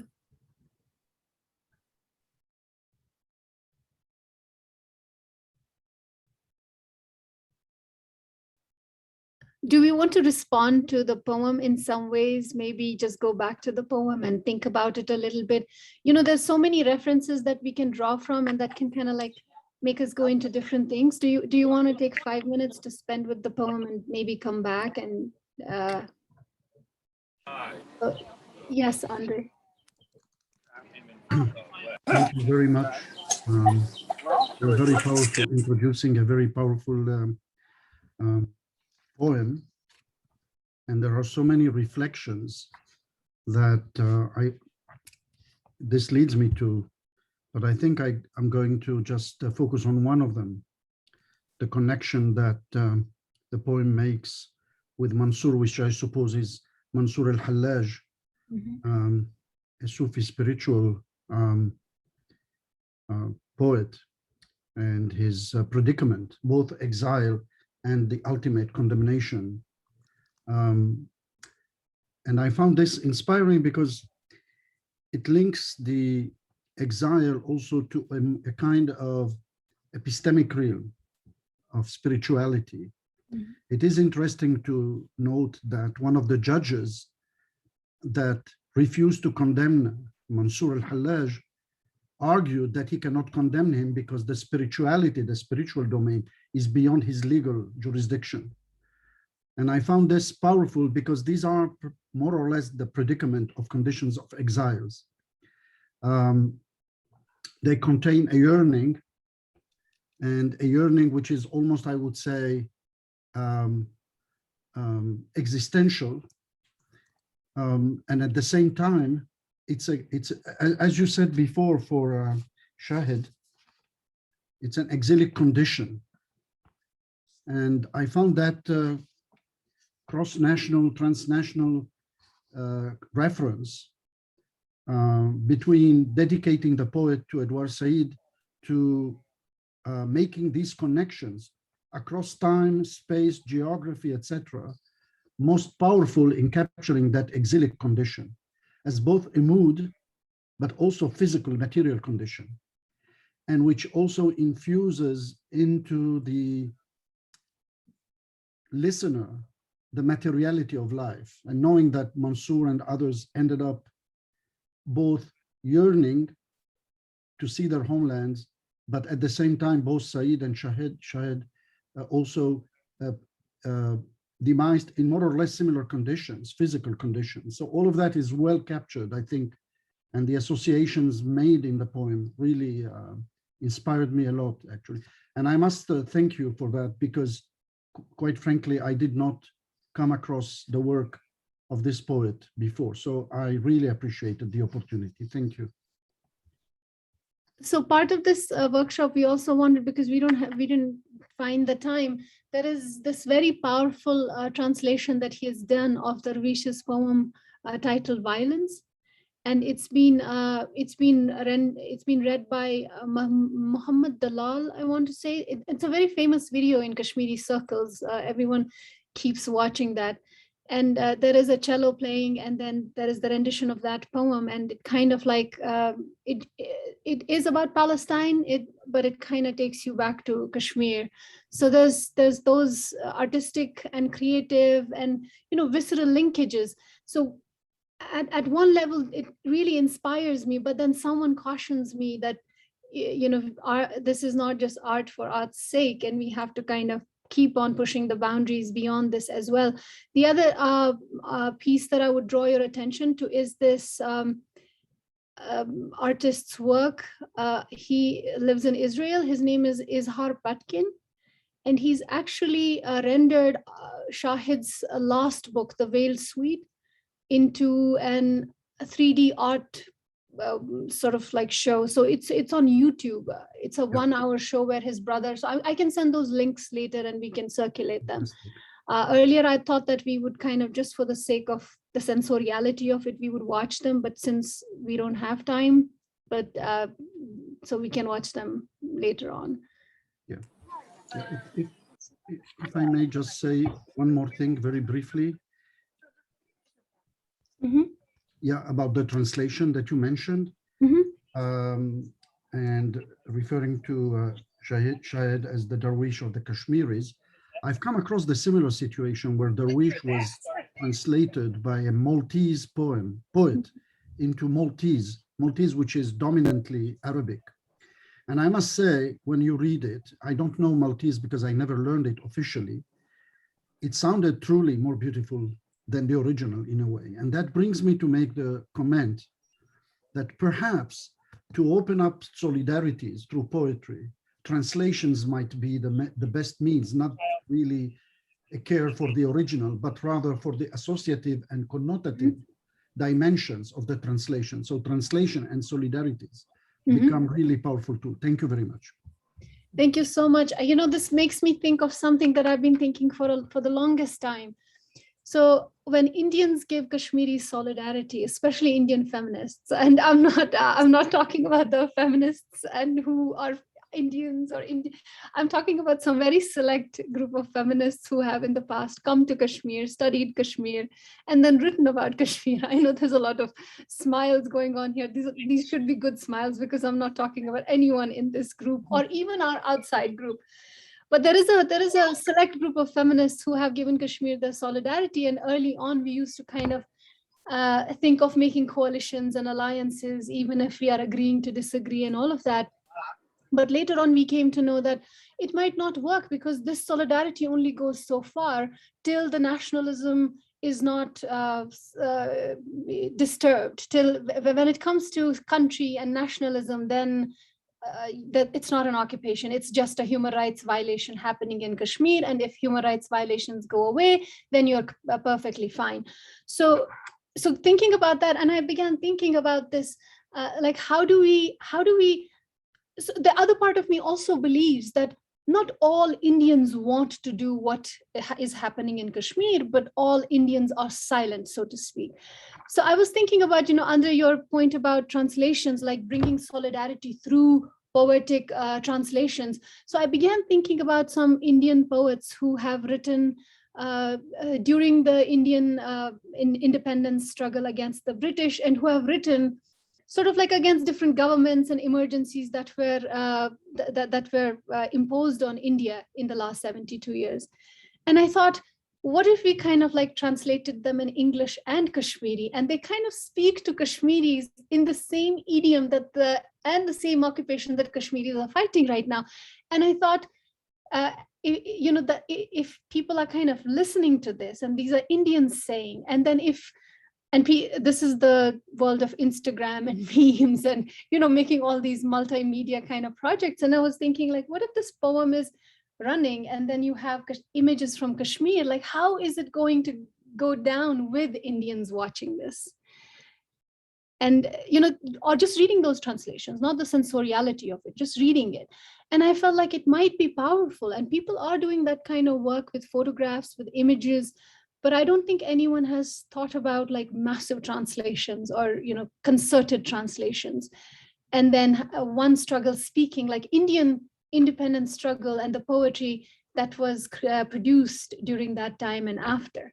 And that's speaking to the Kashmiri struggle and how absurd it would kind of make India's stance that it has right now. And also how absurd that they think that they are for Palestine and Palestinian cause, but at the same time, how they are undermining it at United Nations, and how they are also undermining Kashmiri struggle.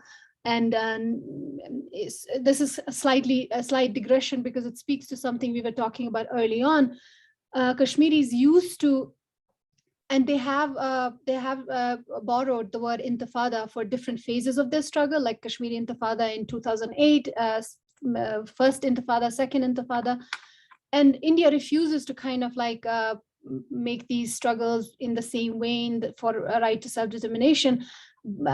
So while they're kind of saying that we profess what right to self-determination for Palestinians, but not same for Kashmiri. So it kind of like also reveals the absurdity, and also the political absurdity, like how they are doing business with arms and trade with Israel, but at the same time professing to be for Palestinian cause. So there are those linkages as well, and they would all really seem absurd if you were kind of entering through poetry and taking these translations as our arsenal.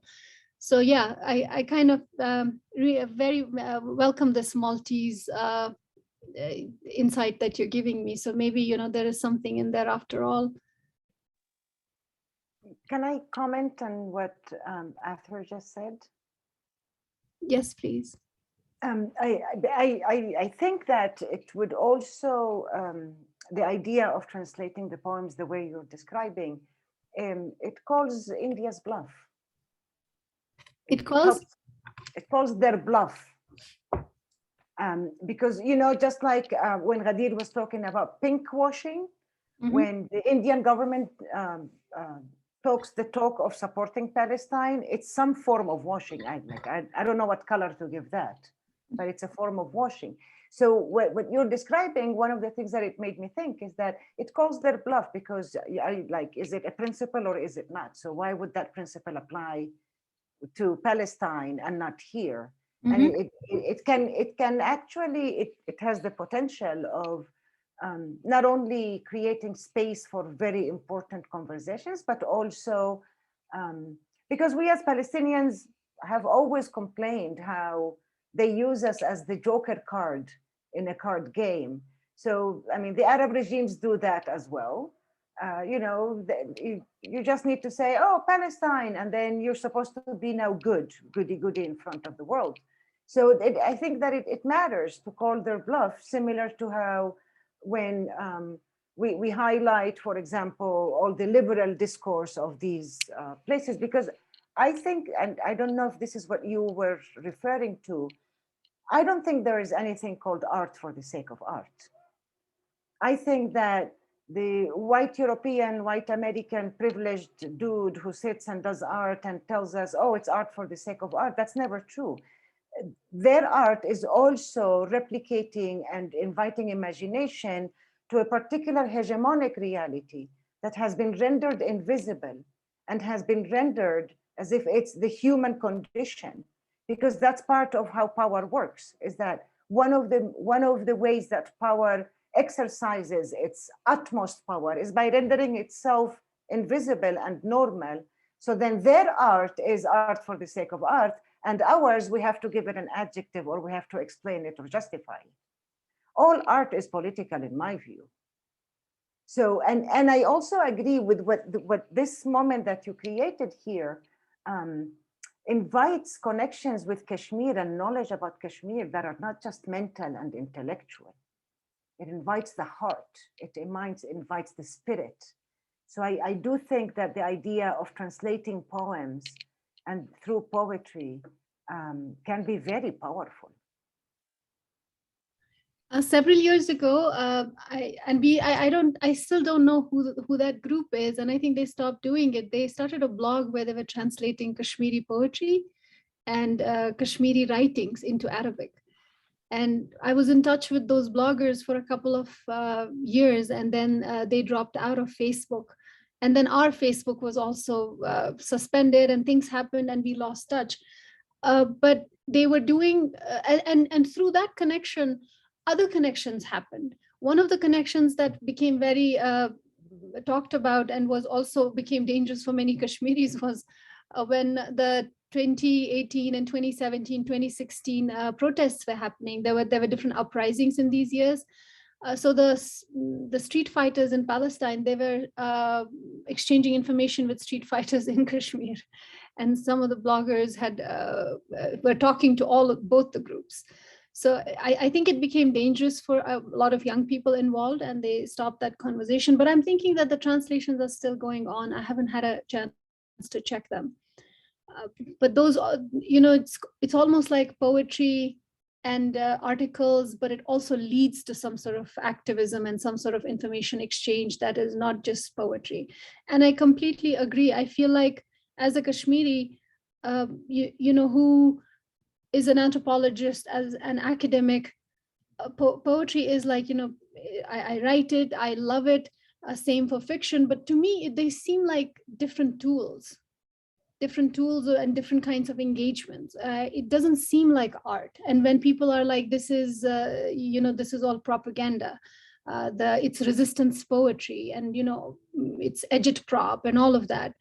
I don't really mind when your poetry is not seen as poetry, but it's seen as propaganda. It's, it's information, and that's what we want to do. We want to deploy all the tools. And I really like this idea, not just like, but I appreciate you saying this, that their art it kind of shows us their hegemonic viewpoint, and we take it as just art, but their art is not art either. So it goes back to the Baldwin quote that, it's an European malaise, but I feel like what we forget is that the maps we are following right now are their maps. The north and south that we are following right now is their north and south. So then it's basically knowledge and how we are decolonizing it. And poetry is just one of the tools. So I appreciate you saying that it's not just resistance poetry, and we have to kind of like use the adjectives to kind of, and different kind of qualifying words to make it seem like what it is that we are writing.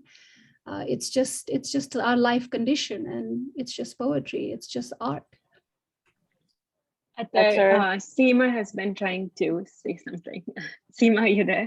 Oh my God. Yes. No, it's fine. Thank you so much for that very beautiful and rich poem that you shared. And I love Agha Shahid Ali's work, of course.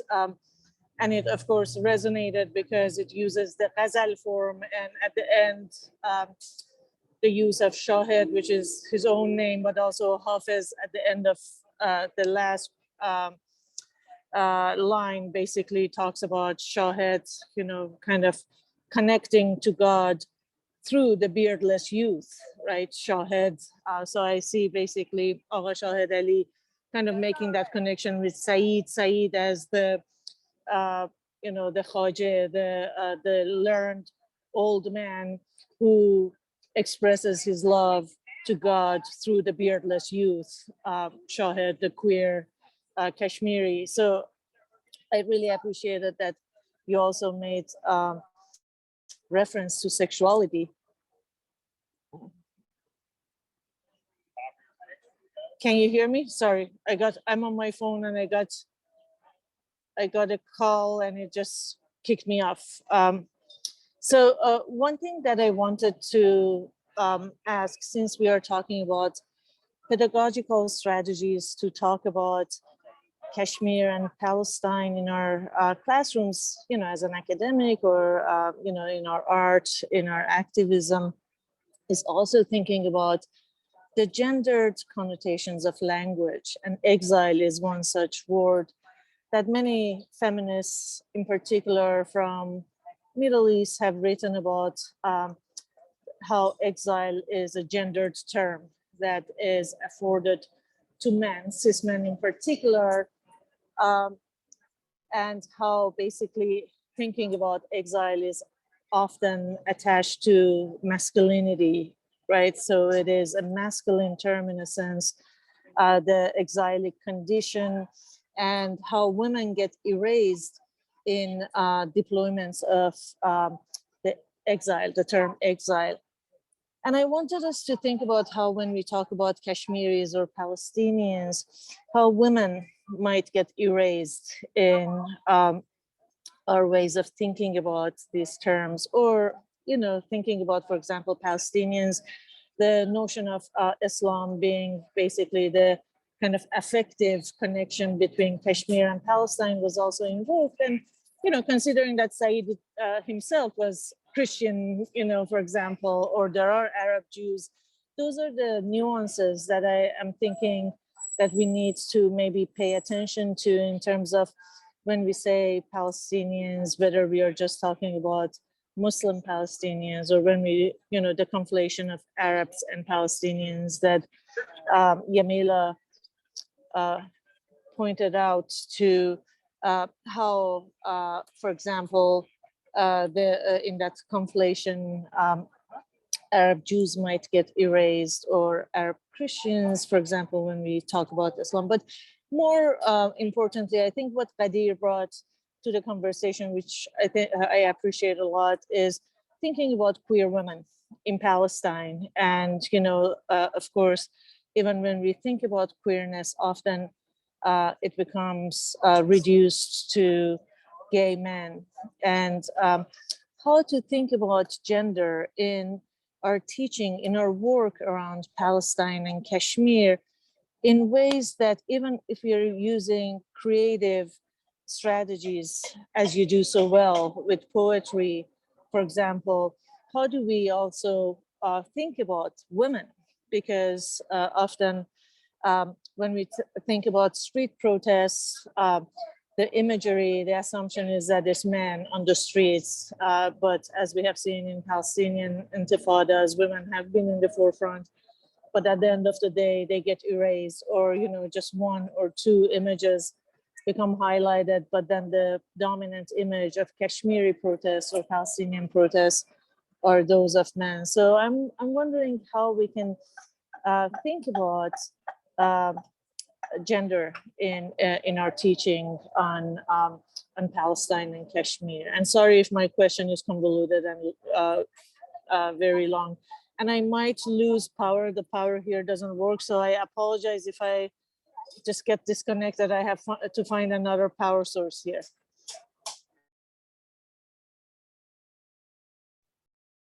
Does Nithya Pony says that she has a connected question? Do you want to ask that? Yeah. Can you hear me? Yes. Yes. Yeah. Thanks so much, Seema, for bringing that up, because I think from the beginning of the session today, I have been wanting to turn us towards this question of, and I'm speaking from Sri Lanka, 12 years after the war, the military war is over, still under the rule of the very same people who led the war. And I'm doing the work, and I'm of course from the Indian nation state, and I live here because people who speak my language also live here, also because I like fucking with the nation state as much as I can.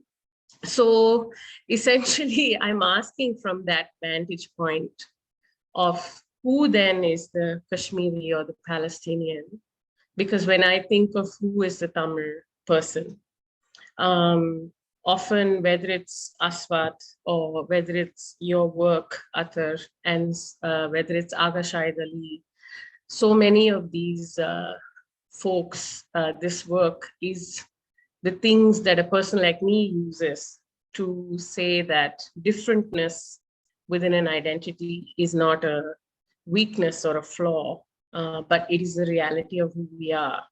And it's in the context of Tamil identity, which has been hardened so deeply for different reasons in different Tamil-speaking communities, and specifically here in the context of the war. And so when I'm teaching Tamil history to Tamil students, whether it's in the suburbs of Toronto or here in this small town of Eastern Sri Lanka, kids who've grown up during the war, born through in the last 10 years of the war, saw horrifying things towards the worst part of the war, which was the end of the war, when they were 7, 8, 10 years old.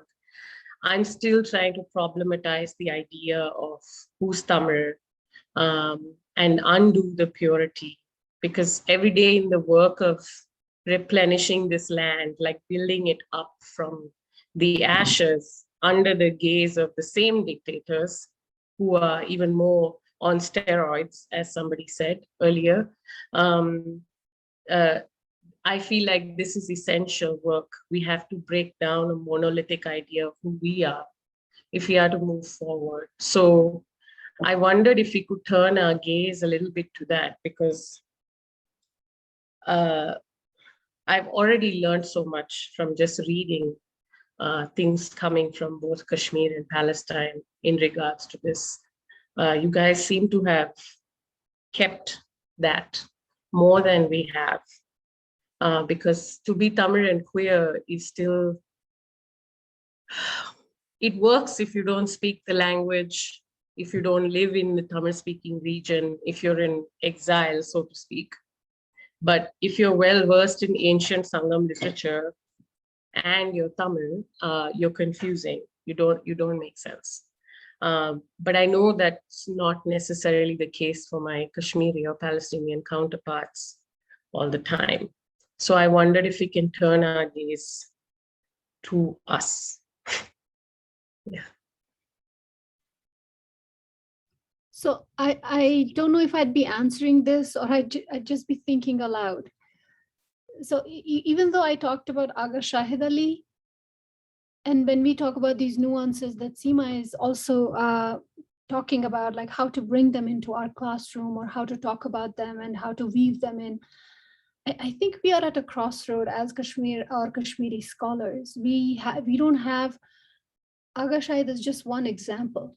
And I think it's so connected to with your question of who are we as Tamils, who are we as Sri Lankans, or who are we as Kashmiris. There are these questions that are being raised around after 2019. There are many questions that are raised around the people in the diaspora, especially scholars and activists. What is it that you're asking for? Like, you're talking to the international community, but are you connected to the ground? So those questions really, really disturb me. And to think that I'm not able to go back home, and if I go, there's going to be ramifications. There are already ramifications, and they might just, the risk might increase. So which means that the rift is also increasing, not rift in that sense, but the distance is increasing between me and the ground. So who am I representing at this present moment? And then to think about the nuances of Kashmiris who identify, as LGBTQ plus as that community, and they don't have any support there. I can give you this one example of this woman who gave the slogan of this one famous slogan in 2008. It's called Ragda Ragda. It's a dance of sorts. That's a very South Asian dance where you kind of like usually take a flag or something that you hate and you stomp on it, and then you kind of dance around it. And it's very famous throughout Pakistan, that the dance, or whatever the protest dance it is, and it's also, but the Kashmiri trans woman who took it and who she's really famous in this heart of the city. People know her. She's also part of, she was also very close to the Jammu Kashmir Liberation Front president, who's now in jail. And he'd given up arms in 1994. So he wasn't a militant either. And we really feared that he might be given the capital punishment. So Javed is her name, and she has different names that she's called with. But no one really talked about the slogan and how the genesis of this particular dance and the Ragda Ragda movement started, because no one wanted to talk about that. And I think it took 10 years for one activist who's this lone activist in Kashmir right now, trying to help what is known as the Hijra community, and trying to bring in the discourse around, what gayness means in Kashmiri terms, and then also the problems of superimposing different kind of categories on what is local. And now people are totally confused, and I think he's being threatened, and all of those things are happening. So when I'm talking about Agha Shahid also is, I think Jamila earlier talked about this, like we also have differences, and we have between ourselves. I don't know if I understood you rightly, but we are also fighting the class wars. We are also fighting the caste wars. We are also fighting the sexuality wars with each other as we are fighting the occupation, and how to pull all of those together. And I like this idea that, we cannot be used, that Ghadir talked about, we cannot be used as a colonial tool. You cannot speak for us. I think that kind of unites us, but it takes a long time to understand that. And right now, Kashmiris are having those conversations, and they are being weaponized by India. India is trying to weaponize all these different sections that are standing for different things. And we are trying to say, hey, till we end the occupation, we're kind of like same, and we can pull all of this together, but they're not. Same happened with the Me Too movement. Many of them thought that women are weaponizing Me Too movement against Kashmiri men, because now they are going to be demonized further by the Indian state, which is what happened. And then we, as the Critical Kashmir Studies Collective, we had to come out with a statement which was taken well by some sections, but not by a lot of people who thought we were apologizing for men in some ways, or we were kind of succumbing to the patriarchal order. So how to have these conversations, I really don't know, because I also feel like we don't have enough representatives to speak for each of these communities, so to speak. Because they should be speaking, and there should be someone. And for the last 6-7 months, I've been thinking, and I am connecting with this one scholar who's written about the trans community and LGBTQ plus movement in Kashmir. And I was thinking, like, how do we empower him, and how do we kind of bring him into these conversations, and give him a bigger stage to talk of, and bigger solidarities. And we have been trying to do that, but then there are dangers. Like, while staying in Kashmir, can he do that? On one side, you have the society. On the other side, you have the state. What can he say? So even his small Instagram account, posts are, he's getting threatened. So it's really a tough conversation. And who is most apt to have that kind of a conversation? And how should we bring those nuances into our classroom when the ground is saying shifting, and we don't have a connection with the ground at the moment in the same manner? So it's also very unpredictable. But just the thought that we want to bring it is kind of hopeful for me. I don't know, Seema, if I took it in a different direction, and Bonia, if I didn't answer, but I just said that I'm just thinking aloud because I'm at the juncture where I don't have any clear direction except the conversations and the hope we get from groups like this. Adar, if it's okay with you, can we transition into the next agenda item? Oh, sure, please. Yes, I didn't mean to say that abruptly, but thank you so much for everything that you've offered. And I'm sure we'll be able to continue some of this conversation in the Thank you so much. section. Thank you, Adar. I'll hand it over to Amina. Thank you, Nithya. Thank you, Athar, Jamila, and Ghadir, and thank you everyone part in this discussion. I actually just suggest that we continue talking, that we just kind of move forward with with what we've started talking about, but also add an element of what might we build from this momentum? How can we move forward together? And what might teaching, Palestine and Kashmir mean for our research collaboration and pedagogies of unlearning and relearning together? So just let your voices be heard and share your thoughts. How do we build from this momentum? What are the desires emerging within this group? So just to get the conversation started or moving in that direction, I have just some thoughts. First of all, so much gratitude to all the speakers. I mean, there's this so much that you have offered us, a very profound presentations, points that we need to continue absorbing and lingering with and working through.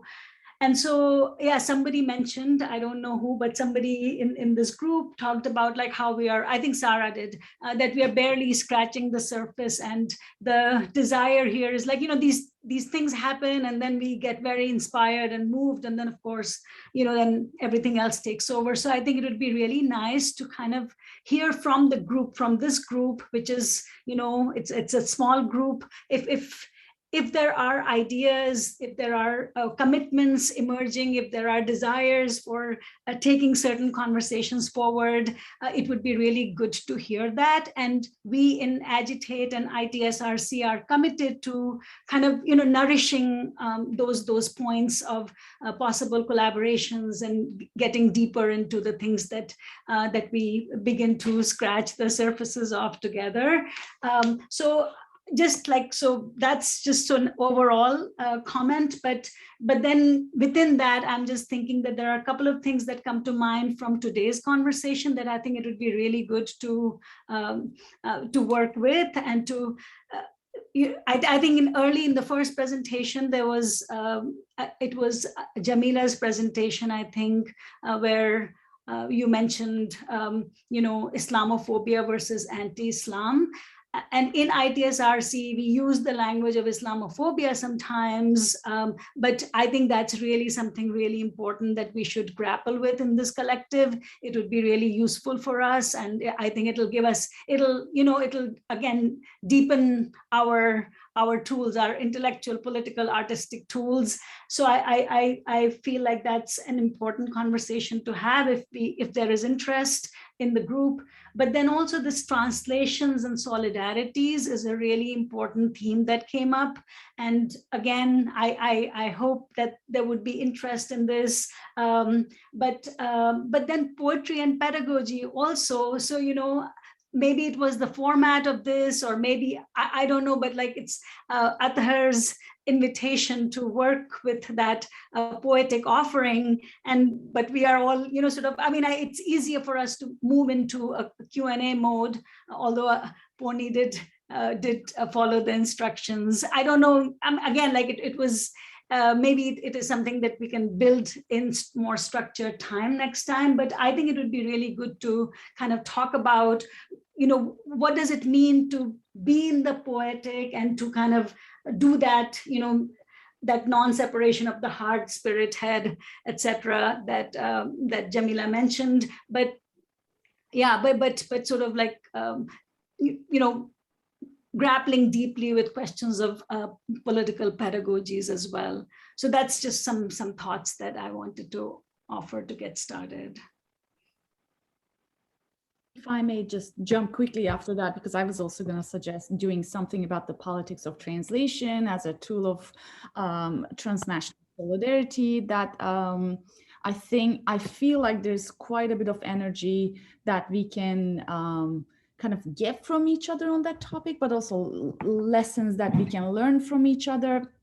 Quick example, the 27 women from Turkey, Kurdistan, we recently started a translation project to translate a book from Turkish into English, but the book is basically collectively written by Kurdish women politicians who are all imprisoned in Turkey right now on political grounds. And so they wrote about their political experiences. So we formed a solidarity collective and we are translating this book. And but the process itself is a process of solidarity. And as we have been thinking about how to do that translation together, different questions of power and visibility and who, representing groups and whose voice and all these questions are coming up. So I think this forum would be a lovely place to engage in this conversation and maybe help each other answer these questions. So thank you.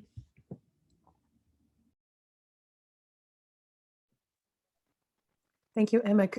It also came to mind to talk about the connections between social movements and epistemic justice. And as Ghadir was speaking of the queer movement and the way, how it re-energizes and reinvigorates the struggle for the occupation of Palestine, it made me think, how can we talk about queer movements and youth movements and all different, in a sense, also new movements that are kind of inscribing different strategies and connecting transnationally in different forms and shapes of struggle. So yeah, that kind of made sense to me too. Yes, exactly. If I may add also, I think everything that we do, our work and activism, it's like accumulates. First of all, there's some form of an awakening. Like everything that is happening in Palestine now revives Palestine. So this is knowledge that everyone can see, and everyone can see on social media. We're not even dependent on the mainstream media, which is mostly biased. So I think the fruits of our efforts is, first of all, this accumulation of events, one thing that leads to another. We gather more knowledge, we gather more solidarity, we are more aware. We are awakened, and nothing and no one can take that away from us. In Palestine, more specifically, when we talk about women, yes, women are always constantly and still pushed into the margins, despite everything that is happening, state oppressions, despite gender, everything that is happening. And I think for a long time, the Palestinian mother was only seen significant to the struggle if she was a mother of a political prisoner or a mother of a martyr. This is when she would be important to address. But other than that, we were pushed back. In most of the marches, they would tell us, they would literally push us to go back to the back of the demonstration.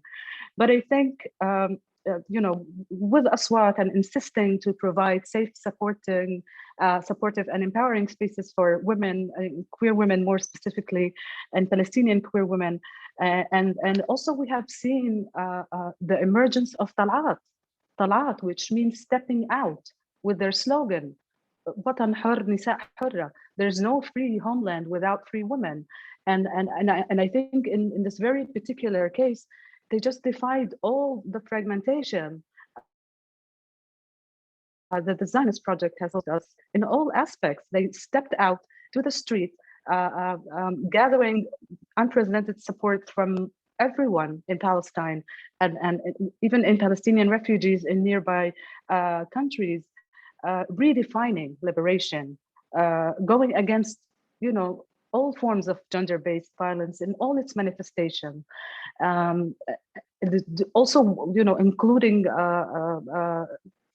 gender-based violence against queer and trans women. So I think everything that is happening, and there are a lot of discussions, there are a lot of disagreements, a lot of disputes, but the fact that they went on the streets, the fact that they swept the streets marching against the oppressor, whether he is a Palestinian man, whether he is a soldier, whether he is someone who is coming to confine your freedoms. I think there's certain awakening that no one can take away from us, and I think through this sharing, whether through translation or the passing of this knowledge, we are becoming more aware, we are becoming awakened, we are becoming smarter, we are becoming more effective, and more connected.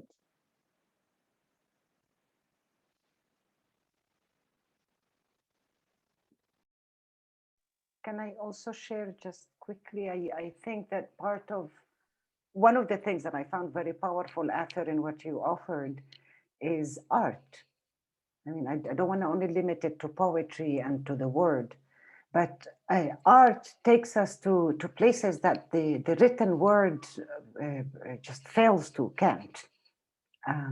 So I think like the poem that you just shared, and I'm thinking, oh my God, I mean, I'm a teacher, right? So I'm quickly thinking as a teacher, like I could spend a whole month with my students, like building a whole unit for a whole month around this poem. This is just like rich and powerful, and the metaphors and the history and the vision, and there's a lot. So I do think that paying attention to artists and uplifting and elevating the artists amongst us becomes very, very important, and it becomes another venue. I don't think that it's not a question of more important or more efficient. I think we need all of it.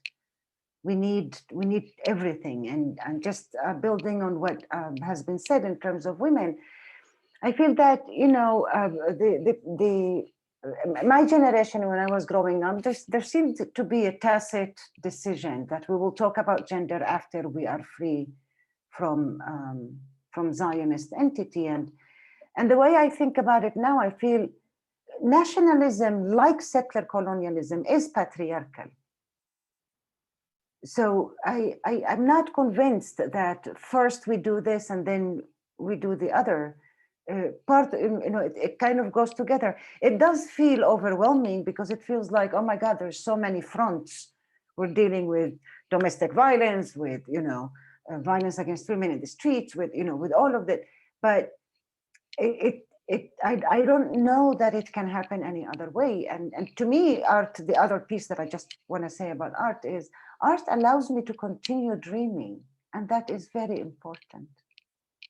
Art invites my heart to feel. Art gives the opportunity for me to heal. And art opens up the horizon. So I am not imagining myself free through the gaze of the colonizer. I am imagining myself free through the gaze of the artist. So I feel that art is absolutely essential. Thank you, Jamila. This was beautiful. I would like to invite Pramila and Connie and Hafsa, if you have anything to share. We have a couple of minutes left. I want to make sure that you're heard if you'd like to speak. Connie? Mm-hmm. Sure, thank you. Yeah, I'm in South Africa, and the conversation around apartheid I thought was especially important because here we're saying we're not post-apartheid. So why is anyone trying to, like the TRC and the Truth and Reconciliation Commission, they're having them all over the world as if that fixed anything here. And so, not to dismiss everything about any TRC, but I think there's a lot of myths about the anti-apartheid struggle in 1994. And so I think there's very powerful parallels.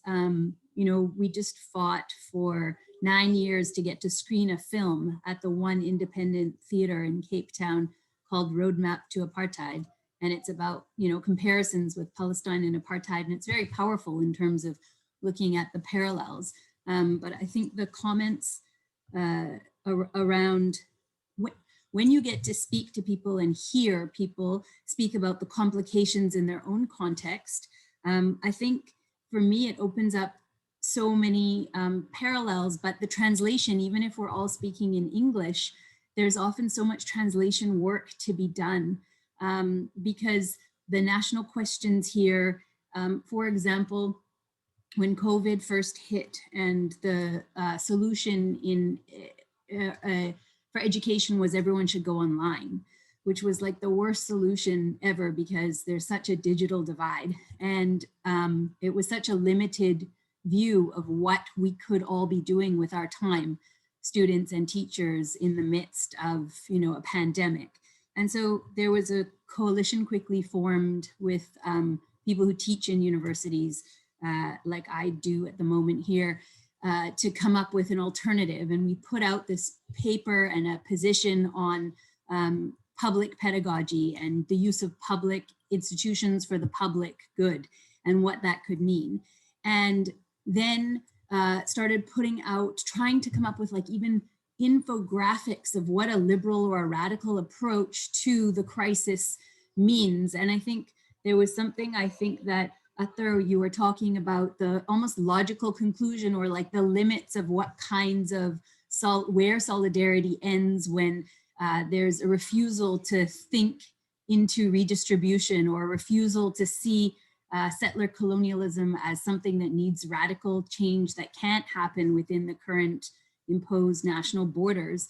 But I wonder sometimes when I read how much is lost in the translation, and then when you can actually hear people speak, there's something else that happens. And I think the poetry also, or artistic creation, especially in response, I find with students and activists I work with, often it's the creative responses that give people the opportunity to, mess up or make mistakes or fumble or explore or find new ground and to respond, because often we get these like beautiful sharp analysis from somewhere else about a situation far away that we can't speak on behalf of, and you have a feeling like it's not all right, but how can you respond? And I mean, most of the students I work with, we're working in English, but it's people's second or third language.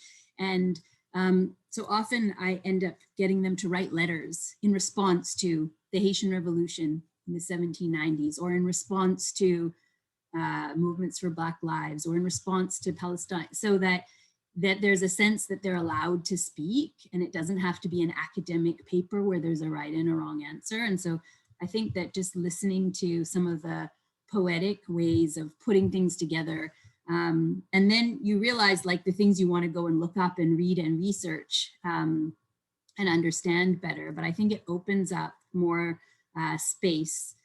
So I'm very appreciative to see how it's worked in this space, because it's such a different context from where I'm working, but I think there's a lot of parallels. And finally, in terms of Palestine solidarity, I work with a collective where we came together at a point where this new big art gallery that was supporting a lot of young Black artists, we found out that their funding was through Israeli funding. Like it was the family trust that was had made their money off the wall and other, military equipment. So we tried to confront them on this and talk about how, what they're saying they're trying to do in terms of opening up space in the city is actually connected to, reproducing these dynamics. And in the end, they actually locked us out of this attempt to have a kind of public conversation, but we've recently come back together again, and we've been trying to think of how to respond to what's been going on in Palestine. And we started taking poems that have been written by Palestinians and then trying to respond poetically just amongst ourselves. And I mean, most of us don't consider ourselves poets in that way, but it's been an interesting experiment. So once we meet weekly and work through it, but once we get a bit further with it, it could be something that could be shared just as an attempt that resonates with some of the things that people were saying here. But thank you for including me today. And yeah, it's really quite a space to be able to jump into. And I have a lot to learn, and I'm looking forward to the next conversation. Thank you, Connie. It was a pleasure to see you being with us today. You know, after reading your work and about your work, this is delightful to have you with us. Is there anything else that anyone would like to share before we move towards the closure of our meeting today? I will then say that I'm sitting here in a place of deep gratitude, and that this has been really a place of critical learning. And, you know, I feel all the labor of unsettling and disrupting, defying, but also transforming and building and nourishing and sowing in all the creative, intellectual, and emotional directions. And thank you all so much for being here today. This means so much, and we will continue our collaborations, our conversations. Please do not hesitate to reach out to us. We also will not hesitate to reach out to you, and please do expect the follow-up email from our side. And so as we close this meeting, we are not actually doing the closure, but moving forward and sort of continuing the flows. And our dear Pony is going to offer us another embodied activity for to kind of move the flows, our joint flows. Thank you. Okay, I would like to request everyone to get a glass of water, if you can. Seema, I know you're in a cafe, but hopefully there's some water on your table. I came home because I power. Okay.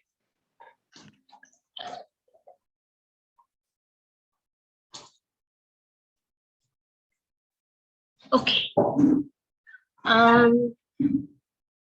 So we're a little bit short on time, but this work is hard to rush, but we will do our best. I'll just wait for folks to return with water. Don't drink it all yet. Please make sure you have some in your glass. Okay.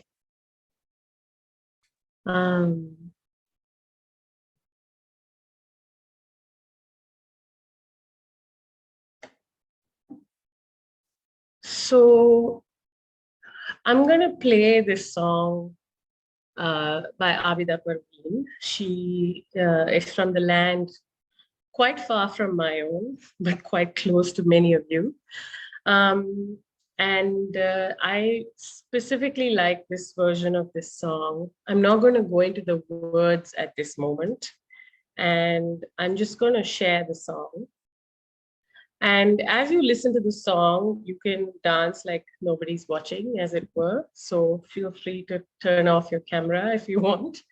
Or you can take forward another little breathing / meditation tip. And it goes something like this. You try to straighten your back. And every time anyone asks you to straighten your back, please imagine your spine not as a stick, but as a very flexible thread that you're very gently straightening out. And you can close your eyes if that's what you wish. And you breathe in and you count to 5. And then you breathe out. And you do this 9 times.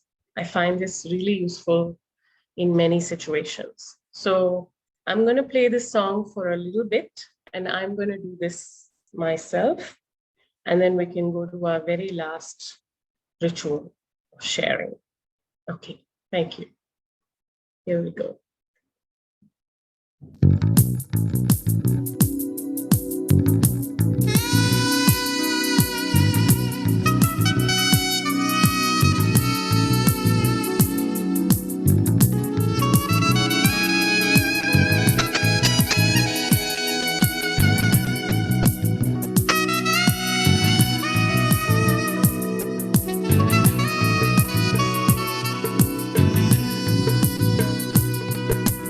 Ah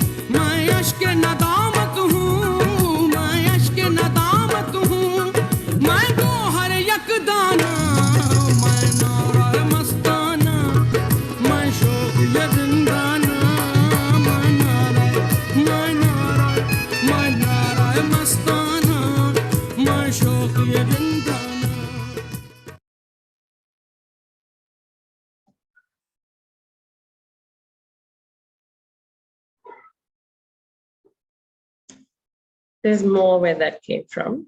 So as a closing, as I was wondering how to close this up, my lover and comrade suggested that maybe we should drink some water together, keeping with the theme of flows. So I think one of the things that's special about spaces like this is that they can be nourishing for us in a world of journeys of work, which are often really exhausting.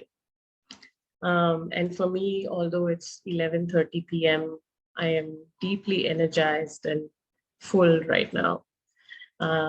So in that spirit, I'm just going to call out the name of whoever's box is to my right, and hopefully we can follow that.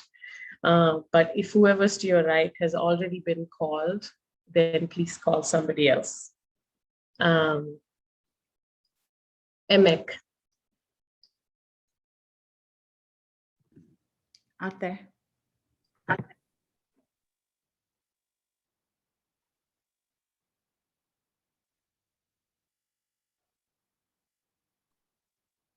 Amina.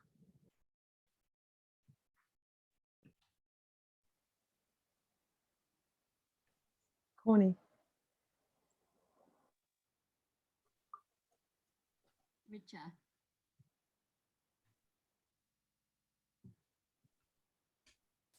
Hafsa.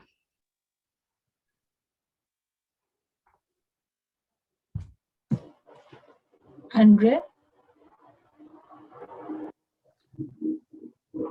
Sarah. Jamila.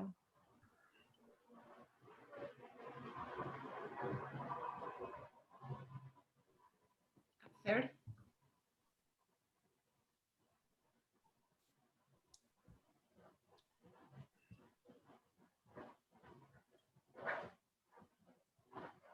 Arthur.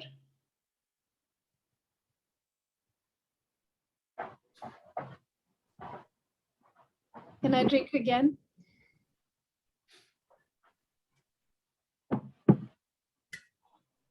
Richa.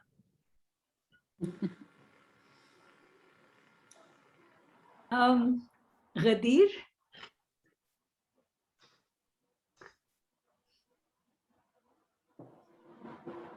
Nima.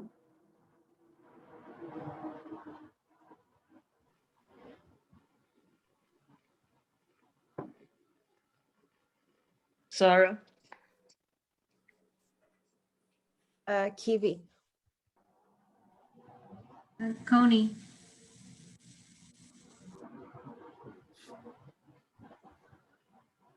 Asima.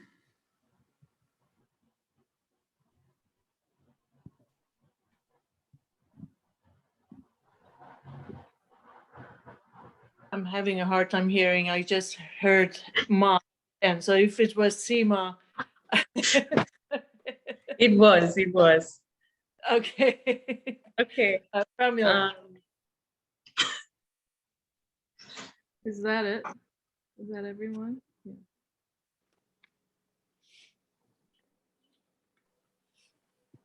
Okay. I think we're all adequately hydrated, I hope, in our bodies, in our souls, in our hearts and minds.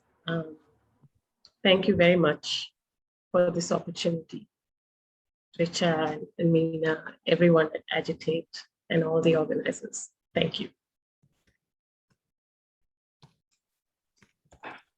Thank you all. We are wishing you a beautiful day or evening or a good night and good rest. And we will see you again soon. Bye. Thank you very much. Shukran. Bye. Thank you, everyone. Bye. Thank you so much, everyone. Thank you, everyone. Bye.